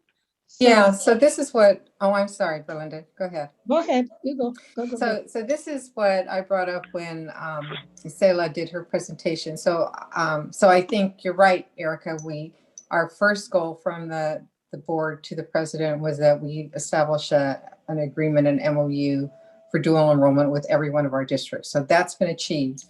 So that's sort of the first step. So the second has been, I think some of what Selah has discussed is they've been talking about what are the pathways that those K-12s have, and how do they fit in with our pathways, and how do those pathways, and so the question I asked was, are we tracking then those dual enrolled students, what their outcomes are? Do they then transfer into the same, does that dual enrollment access help them get into the pathway, into their desired college, I guess, or transfer, or into their career goals? And then how have we tracked that? So I think those are some of the outcomes. Do they stay with that major? Has it improved their ability to persist in their college goal or in their career goal? So I know we're tracking, are they successful in dual enrollment? We're not tracking a little bit beyond that.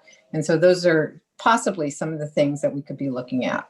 And I think Estella was open. Okay, but I think, so when you're asking, like if somebody is at South Pasadena High School and they take some dual enrollment classes and then they transfer to UCLA, or they enroll at UCLA, we won't have any way to tell you whether or not they stayed in the same major, right? Yeah, Linda, that might be aspirational, and you could tell that them should here. be should be the goal, is not just, hey, we have dual enrollment and people are taking it and they're passing. It should be more than that. But Eric is right. It's really hard to track, further beyond their involvement with us. But we could track if they were at South Pass or at John Muir, and then they came to us. We absolutely can track that, and then we can track that they transferred. We can totally do that. So I think we can do what you're asking, Linda. It's just that some parts of it just may be data we don't have, but if they go from wherever they are to us, that information we'll absolutely have. And then if they transfer, and that's good information to have. Well, I think Berlinda, can I finish Berlinda, this? and then Tammy. Okay, Linda, you go ahead, and then Berlinda, you'll be next, and then Tammy. So Erica, I really appreciate that, and I think that would be helpful. So one of the the points that, so when they had the intersegmental discussion for transfers among the 3 chancellors across the system, I think Michael Drake talked about, you know, we need to not just talk about, so he didn't say PCC, but we need to not just talk about this is a PCC student, but this is a PCC UCLA bound student. We need to tie them to what those goals are. And I think that creates sort of that ongoing path. So I get that it's really hard for us to do all of it. It's one of the things I know that they're trying to solve at the statewide and the national level is that we have a single student ID where we can track all of this. Yeah. But I know we're far away from it, but I think what, you know, if we can't even get them to report out, and as you said, maybe if they come to PCC, then we can track that. Yeah. So I think as much as we can do, I think that would be great. Okay. I'm not sure if we have a particular format or desire to have certain programs at certain schools. We talked about that. There are some needs for better programs because each school is kind of different. Yeah. So what's needed over at John Muir High School may not be something that we want to offer in San Marino. Right. So depending on what the needs are is something that we need to focus on. Okay. Yeah, I support that. I just had 2 things. One is that the UCs will give us information if the student comes from us, but the UCs will not give us information if they've taken courses and then go directly. Is that a UC community college issue? It's just a data information issue. They don't have any reason to give us that because the state's working on it right now. We're one of the few states in the country that doesn't have a way to track from the time somebody goes to kindergarten to the time they graduate from college. A lot of other states, there is a system in place that allows you to track that way. So what we have to do is do various data sharing things. And we have a pilot project that we're working on with UC Riverside right now around that actually. Like how can we share data? How can we be able to track somebody? But the reason it's, or if somebody has an associate degree for transfer, here's a thing with CSU. So we have the associate degree for transfer.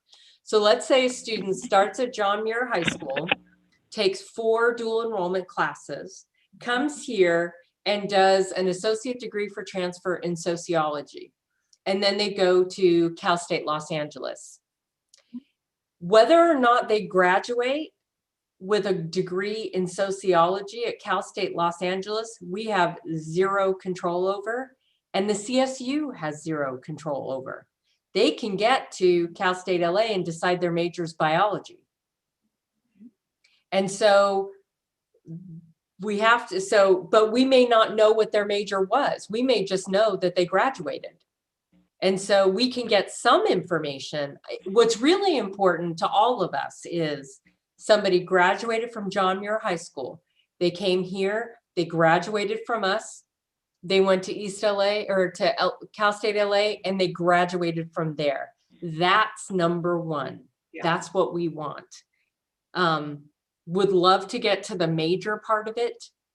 We may not have that information. So I'm just trying to set expectations here because there's just information we may not have, but it's a good goal to have.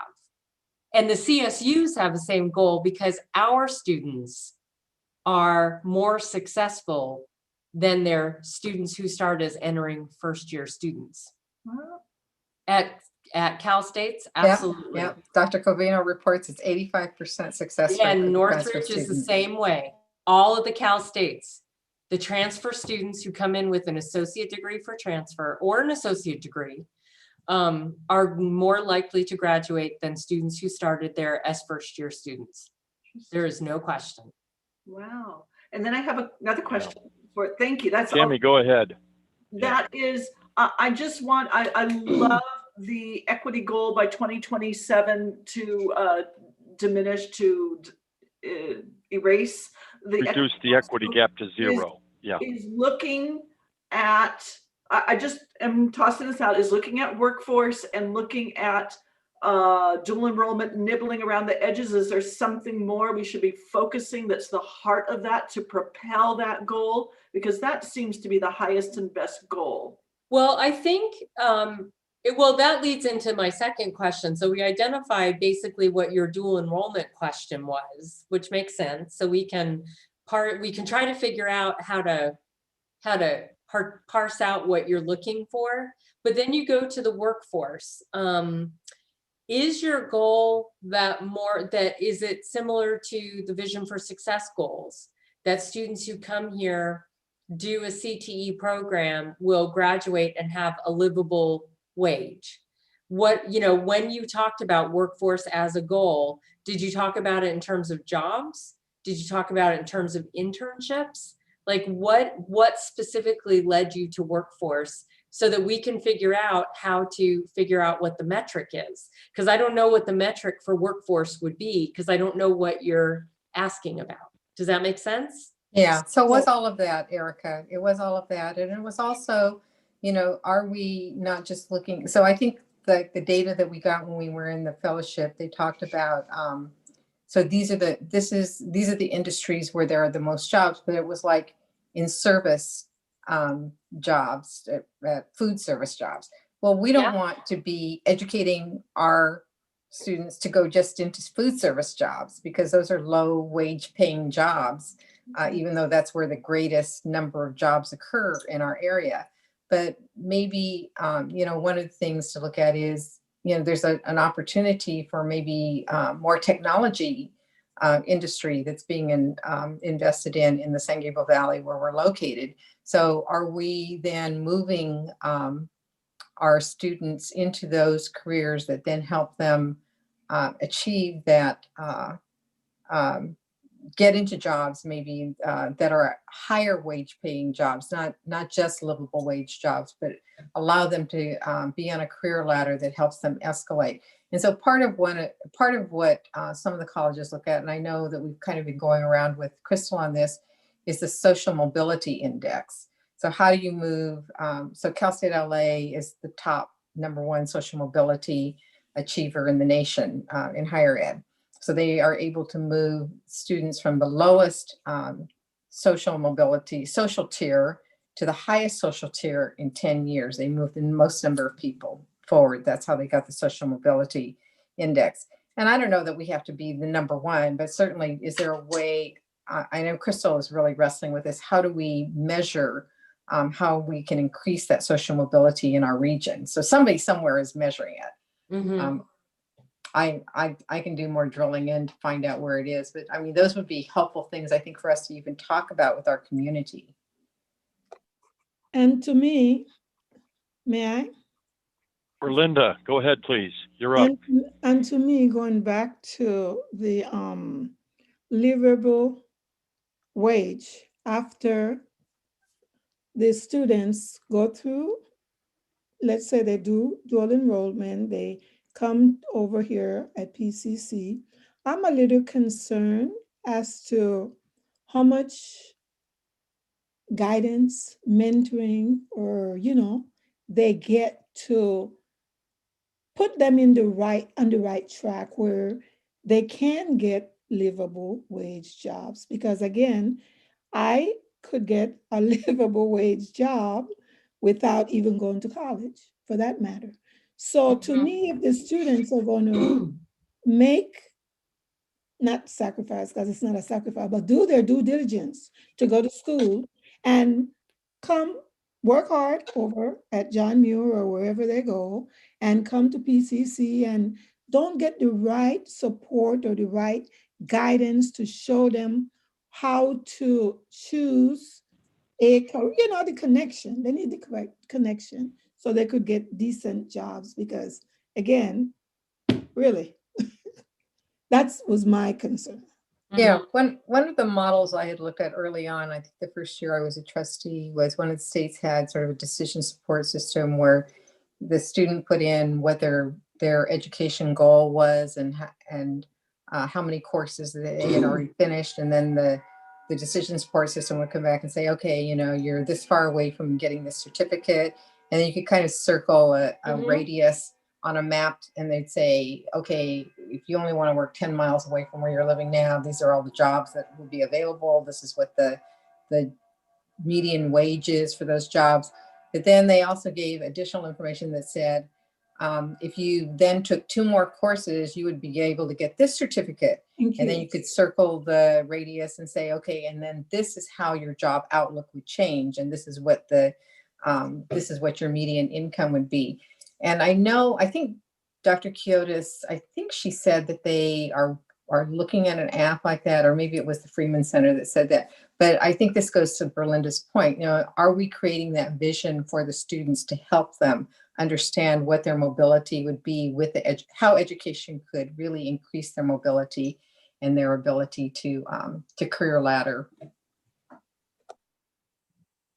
You know, everybody, I'm listening with open ears as we talk about all this stuff, and as we do it, I'm constantly in the back of my mind saying, how do we convert those into board goals? Because that's our objective here. So, for example, we talked about the dual enrollment program, and we got very granular talking about individual students and what we'd like to see them achieve. And I think at the strategic board goal level, I don't disagree that that's the outcomes we want, but A, we can't always measure that, and B, we need to be thinking more in the aggregate than at the granular individual student level. We want those each individual student experience to be successful, but we need to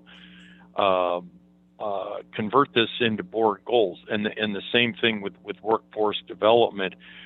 Linda, I think if you had to pick a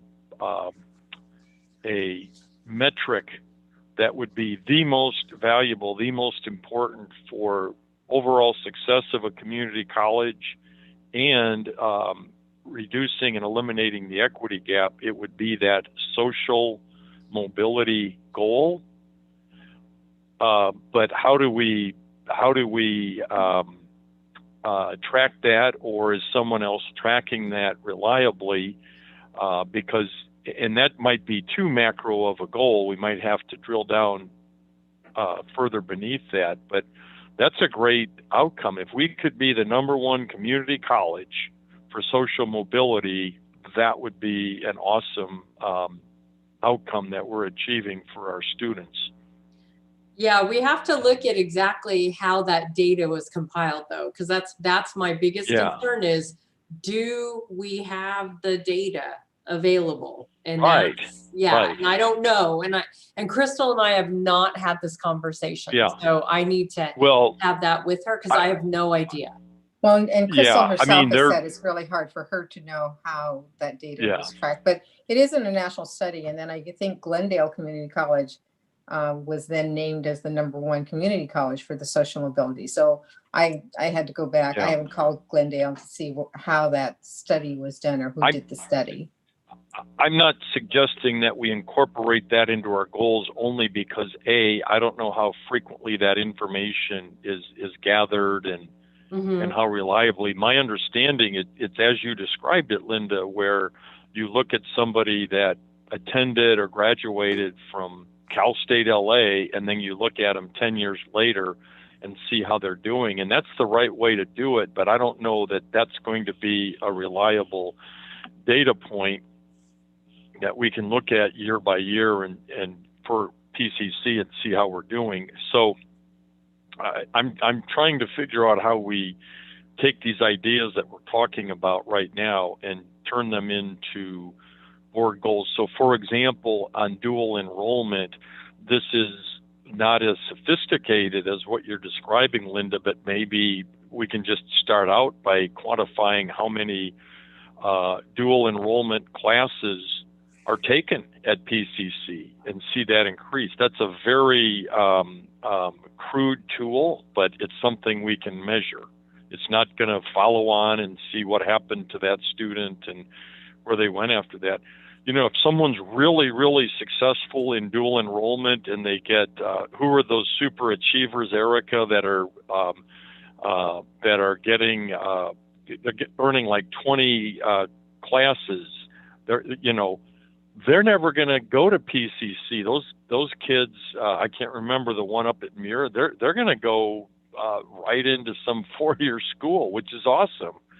But that dual enrollment program was a success, and we're never going to be able to measure anything out of that other than this person attended, they took classes, they passed them, how many they passed, and they went on to somewhere else, and which is awesome. That's a successful outcome. That person may never land at PCC.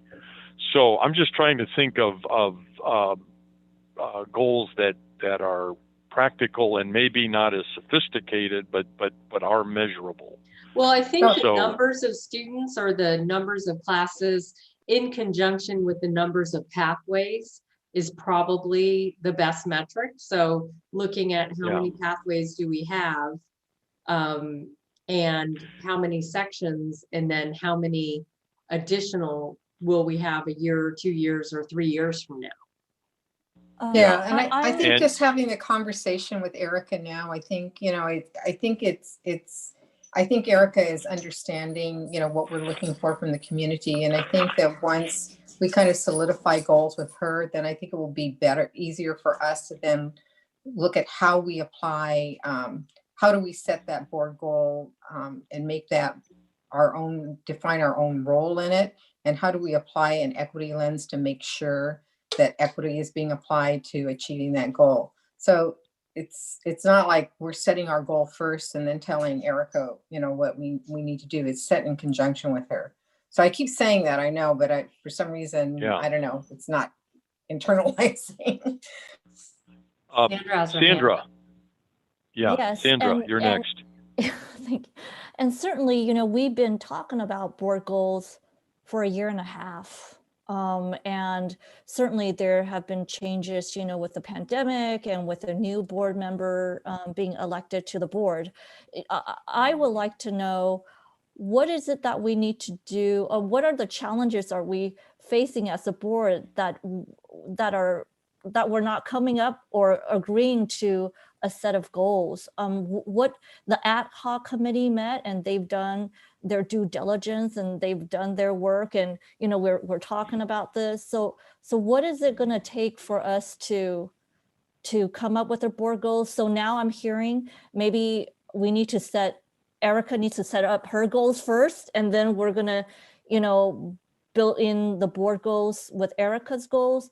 So I just want to know, at what point are we going to commit to, voting on the board goals for FY 21-22? Well, I would think you would need to do it by the end of the year because you need them for next year. But it sounds to me like the goals so far that I've heard that I think you could all hang your hats on is dual enrollment, workforce, whatever those metrics are, customer service, because we've talked about, basically student services and instruction and facilities, everybody contributing to students feeling welcome, students' needs being met, student phone calls being answered, student whatever. That's about customer service.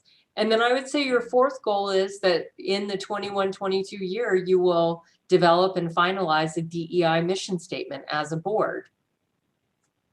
Those are like 4 goals. Yeah, I like that too, Erica. So, I want to remind everyone, even though Tammy and Berlinda and David and I have been meeting, and we've now just brought Erica in for 2 or 3 meetings. We've been meeting with Crystal, we've met with some of the deans. This is the first time the board as a whole is even meeting to discuss this in any detail. And that's what really needs to happen, is we need to be able to then hang our head, look at some of these metrics, look at some of these desires to achieve in our community, and have these deeper discussions so that we all agree. It's not just one group is going out and bringing something to the rest of the board So I'd like to add a comment in my Go ahead, turn. John. In my turn. Yeah. So I'm on board with the committee's dual enrollment, workforce, customer service, the specifics on our diversity plan, all that. I would like to suggest a new board goal, and I'm not sure exactly the magnitude of this, but in some ways I think it's an equity goal, and in some ways I think it's a customer service goal, and I think it crosses a lot of these other goals. And that's just specifically to save PCC Rosemead. I think when you look at it's that simple. Save it, and save it until we can come up with a longer term plan. It's in play right now. It's critical. When you look at the key minority areas of our district, you think of Northwest, we have Muir. You think of the parts of Pasadena very close to the Foothill campus. And obviously we have a huge minority area in Rosemead, El Monte. And we've done an exquisite job of locating and reaching out and to these key communities, which, one of the different ways of looking at diversity is geographic. And these people being able to get to us when we move back away from Zoom. And that presence in those communities is critical. And so here we are on the cusp of very critical decisions that are surrounding PCC Rosemead. I mean, I know we are all concerned about it. I know we're all doing many things about it. But I think we ought to make it a goal to, and I don't know how to save it, necessarily save it, because I think we're trying to at least get some interim time to come up with a longer term solution. But being able to continue classes at satellite campuses in remote areas, especially our diversified areas that need them most, to me is a very important goal.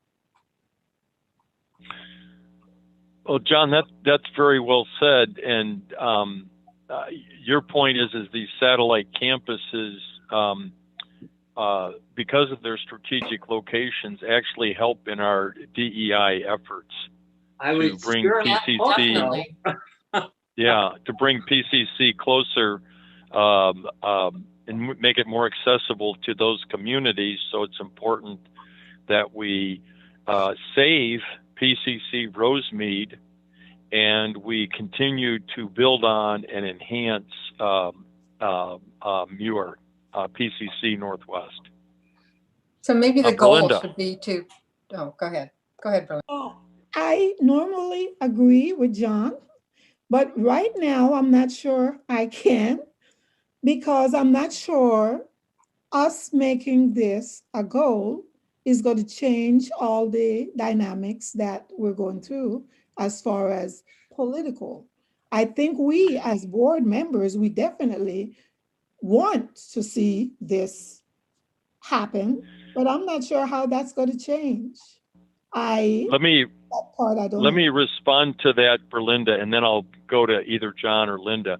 So Berlinda, the idea is that we're committed to that location. Ideally, we would stay at the current location, but if for some reason that doesn't succeed, we're still committed to having a presence in that location, and we would find it elsewhere. That's plan B. Plan A, we want to stay where we're at, but plan B would be, should we not be able to do that, we're committed to maintaining a presence in that general area. So that's, I guess, okay, but well, I'm gonna let it go. Okay, Linda or John, do you want to comment on that? I did want to comment on that, but I can let Linda go first and then circle back. Okay. On that. All right, Linda, go ahead. So I also have some difficulty with stating that as one of our goals. I think that we have had a great deal of difficulty, even at the inception of this. And it's great that it has been so successful and we were able to get this, but I don't know if we're going to be able to overcome the resistance. And then to put something like that in our goals, I'm not sure is a good thing for us to be doing. What I do agree with is, a goal then to establish a presence in all areas of our district where we need to have access, or we need to give access to those students to make it easier for them to attend. And certainly if that means in the southern part of our district, and it could be anywhere in the southern or the southeastern part of our district, and that way it includes, possibilities of Arcadia. It could include Temple City. It could include South Pasadena. So I think that I would be more supportive of making it an access goal for that region, as opposed to calling out a specific location, especially one where we have a district that seems so resistant. Well, again, we, as I just stated, we aren't sure whether we'll be able to stay at that specific PCC Rosemead location. We hope we will be able to, but we aren't sure. But rather than the goal being that we stay in that location, because we don't control all of those variables, that other district controls several of them, the goal would be to maintain our presence in that area. And the corollary would be is if for some reason we are not able to stay at the exact location, PCC Rosemead, we're committed to finding another location in that general area and maintaining our presence there. That would be the goal more broadly stated. John, go ahead. Yeah, so to circle back, I like what you just said, Jim, and here's why I like what you said. I don't want to have a goal that says save the PCC Rosemead campus that we now have, because that would tip our hands in negotiations that we're going to pay any price or do anything irrational to do it. On the other hand, I do, as a board, want to direct our superintendent in a clear direction to make every effort to secure this location or some location, especially in this critical area. And I would call this a critical area, as I would for Northwest, in this critical area. And knowing the current delicate situation where this could topple either way, obviously it's slanting against us at the moment, and we know that. But that doesn't mean we shouldn't have a goal that allows all effort to be in play to do what we can. Because though it may be slanting slightly away from us, it is not tipped. We know we have 2 trustees in our camp. We know that there are staff in the El Monte Adult School program that want to take that campus back because they don't want to be at Rosemead High. And but we also have an opportunity, if we could, and I so appreciate Erica's statement that the last thing we'd ever want to do is weaponize students. And I just think that's an incredible statement, and I so support her on that. On the other hand, I feel an obligation to inform alumnus of PCC, in particular the alumnus of PCC Rosemead, who the campus and its location was a critical part of allowing them to move forward in their lives and accomplish all these other workforce goals and other things that we're trying to do. If we could just properly inform them and give them an opportunity to express themselves so that there was some pushback against these internal forces that basically, I'm sorry to say, I believe are very selfish. You know, they don't want to be at Rosemead High. It's a beautiful campus. They want to be there. Who cares about PCC? Who cares about the thousands So for 100 high school kids, special need, they're very important. We're going to throw out thousands and thousands of local students that graduated from their schools. And so, you know, we need an effort to identify and not weaponize or make it crazy, but we're doing a disservice not to inform them of this opportunity. And what we want to do is buy enough time to get a bond to do something more permanent. I'm right there. So, so I Okay. like the way you said it, Jim, because the way you said it, I think it could be clear to Erica it means one thing, and yet we're not tipping our hand to negotiations to El Monte to go nutso like they've been doing. Okay. Let me just call our collective attention to the time. It's 4:45. Yep. And I'm going to suggest that we do adjourn on time at 5 o'clock. So we have 15 more minutes. And let me just summarize, if I may, the progress we've made so far towards our board goals. We've identified dual enrollment, student services / customer service, workforce development. We've also added to have a mission statement that it includes DEI, and lastly we've mentioned I'm going to broadly say saving PCC Rosemead, or maintaining our presence in that quadrant of our district. We may identify some other goals.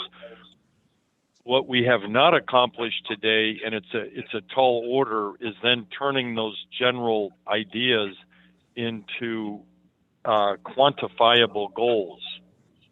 And I think as we dived into the details of some of these, we saw the challenge of quantifying what those goals are. In workforce development, the difficulty is tracking what happens to our graduates after they leave PCC.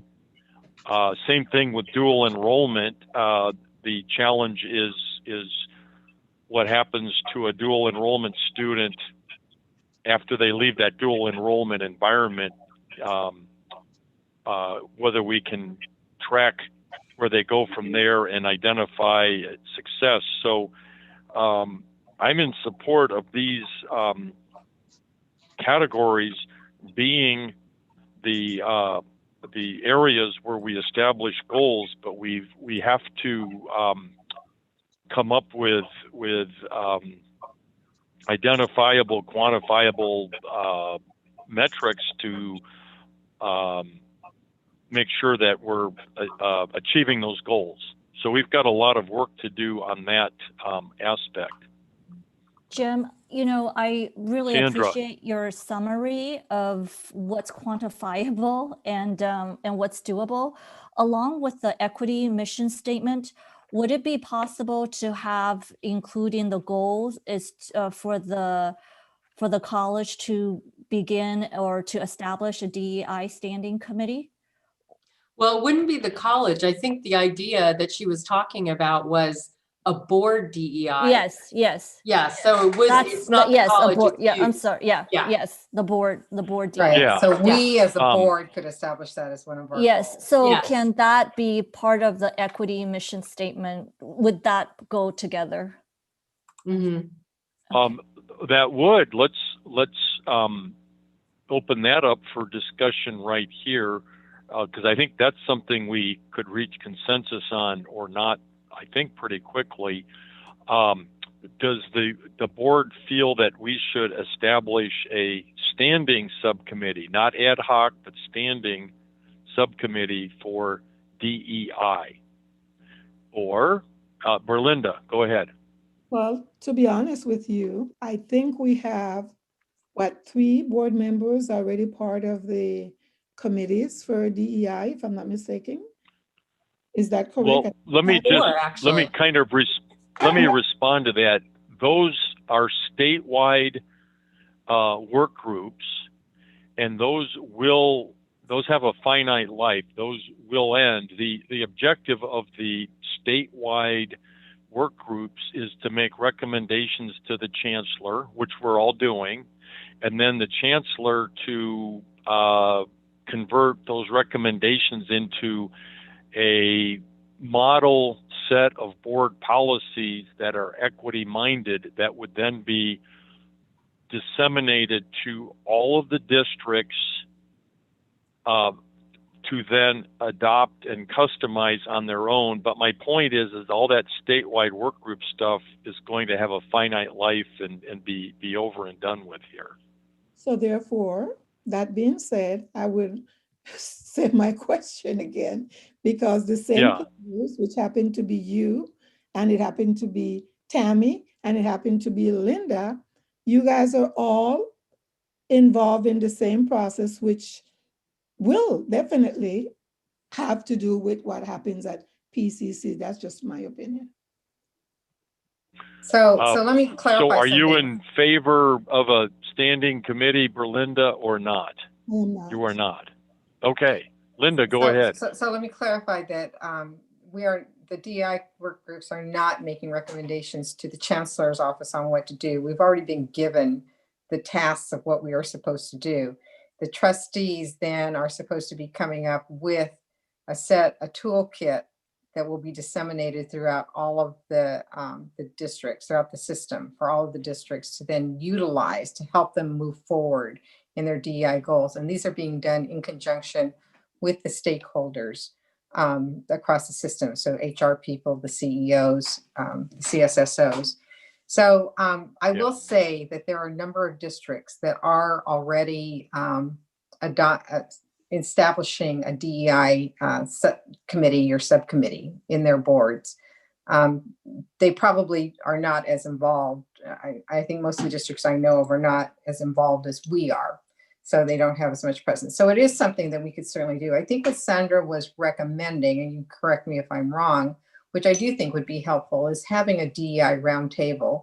And maybe this is one of the study sessions, and it's a publicly noticed study session, where the trustees have regular meetings and we have them with stakeholders and we begin crosstalks on DEI for our districts.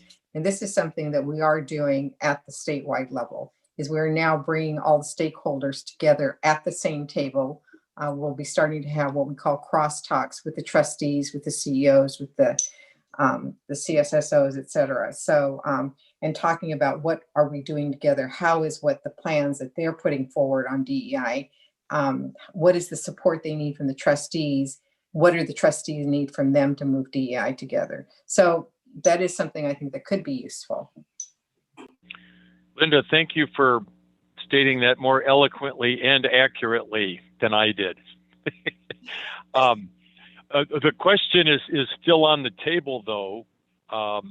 Do we see the need for an ad hoc committee, that means a limited life, on DEI, or a standing committee on DEI? That's the question on the table. I'd like to try to answer it today, but we don't have to. Well, you can answer it. Just a heads up, though, that in March, you'll have your organizing meeting. And so you could answer it at your March meeting when you decide who the board president is going to be, and then the standing committee. So you could, I mean, it sounds like there's a lot of support for it. So I don't think you necessarily have to make that decision today. We also, because we didn't finish talking, I mean, we just kind of started talking about the trustee fellowship. We're going to have another special study session anyway. So we could talk about that then too. Okay. Erica, are you suggesting a study session for the trustee fellowship in February or March meeting? Yes. Which one? Probably March. Okay. All right. We'll put that on the agenda. Okay. Any other thoughts on a DEI committee? pro or con. I do want to Yeah. just emphasize that, you know, part of our training, well, this discussion with Dr. Ra about the equity plan is to look at what the boards, what we can do to influence and to set the culture for equity. And I think that to the point that having a DEI standing committee speaks to the commitment of the board in making sure that diversity, equity, inclusion is going to be a priority moving forward. I certainly love for it to begin as a roundtable, and certainly, you know, maybe in March we can have a vote on the DEI standing committee. But we're also just because Linda, Jim, and Tammy are participating at the state level doesn't mean that they'll always be participating at the state level, or doesn't mean that there will always be that consistency. And DEI as a standing yes. Yeah, Go ahead. pardon me. Those are work groups, and those do have a finite life, and they will conclude. They'll be over. So Jim, one of the things that we could do in the February upcoming meeting is really to move that DEI discussion up on the agenda, and let's maybe talk about that in public and how we bring this crosstalk together. I mean, and we already deferred Erica, I think it was the Academic Senate. Is that right, Erica, who was going to speak? Was that who was going to speak at the last meeting? Actually, I think Dr. Carrie Boland was going to speak.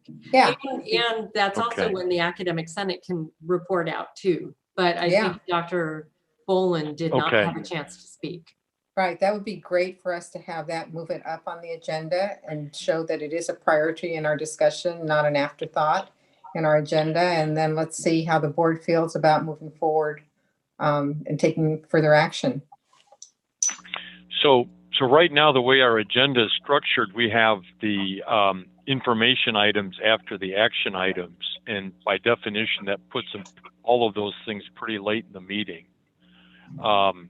We don't have to have a statewide committee meeting report out. Why don't we use the DEI and let that take the place of the statewide committee report? Since you've already made your action items, consent items, they could be moved further into the agenda. They don't have to be at the beginning, number one. Number two, the DEI issue or the DEI conversation could be in that first section after board committees reporting out. Like we could, it doesn't have to, it can be wherever you want. Sure. So it could be. Let's put it up at the end. At least for sure for February, since we missed it last time, let's definitely put it in that right after the statewide reporting out. Berlinda, I see your hand up. Go ahead. We are running out of time, folks. Go ahead.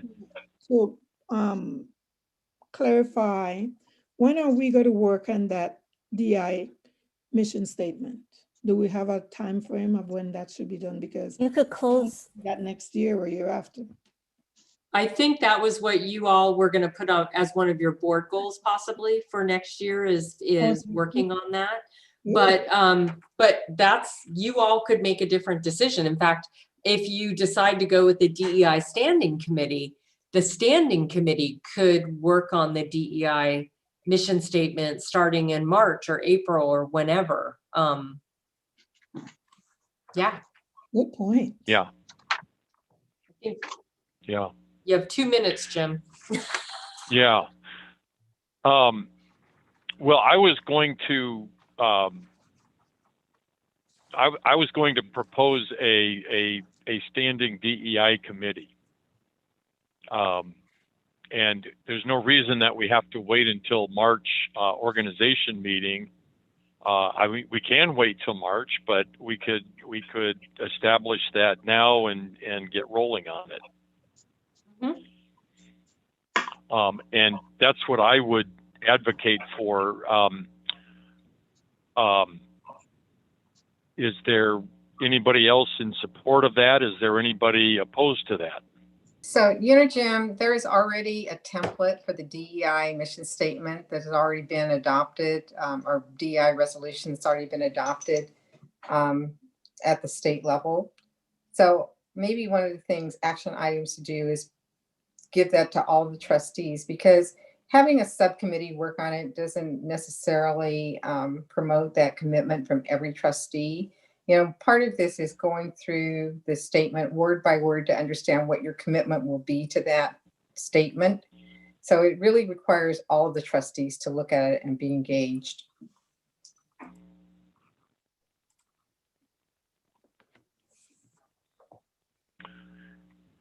Okay. How quickly do we want to review and then vote to adopt the statewide recommended mission statement or create our own? There's nothing magic that we have to adopt the statewide word for word. So what I would suggest is, why don't we have the board look at this in time for February, and we will already have a DEI agenda item that will be a report out with Erica's group. And then let's reserve maybe 10 or 15 minutes for the trustees to come up with their own words about this and what it means to them and what their own stake is in that, that mission statement. And then we can, that could serve as sort of the basis for the draft. And then by the time we do our March reorganization, we can then pull together a more structured, I guess, framework around this. Erica, does the standing committee for DEI have to be an action item? Because we're not doing any action items right now, right? Right. I think that's something that if that's what you all want to do, you should put it as an action item on the February board meeting. You can't actually make a decision today. Right. Because you don't have any action items. So we can. We didn't agendaize that. Okay. Right. So that can be agendized in February. Yes. Okay. Thank you. Is everybody in favor of putting us on the agenda for February and discussing it? Whether you're for it or against it, is that something that we want to tackle on our February meeting? Yeah. Yeah. Sure. Don't have a vote. Yeah. Do not vote. Yeah. Just. We're not voting. Yes. Okay. Jim's we will discuss that idea in our next meeting. Yes. Okay. Okay. All right, folks. Okay. and then Erica, if you can distribute the state model, if you will, DEI mission statement. I don't actually have it. Does somebody have it? Because I don't have the model. Tammy and I have it. We can distribute it. Yeah. Could one of you give it to me and I can distribute it, but I don't have it. All right. Okay, great. Yeah. We're out of time, and I think this is a good breaking point. And I just want to thank everybody for dedicating your entire afternoon. Yeah, you all did a great job to this, and I do think we accomplished a lot. We do need to figure out how we put I'll call it meat on the bones of our board goals. I think we know the categories, the general direction, but we need to turn those into quantifiable, benchmarkable goals. Well, I can have an initial conversation with Crystal about that now that we've had a little bit more conversation here. And we'll see what we can come up with. Awesome. That'd be great. Yeah, you have an idea of what we're trying to quantify. Yes. Thanks, Erica. Okay. Thank you, everybody. Thank you, everyone, and happy Lunar New Year to you too. Yes. Wishing you all good health and good wine. Okay. Bye. Thank you. Bye-bye. Bye.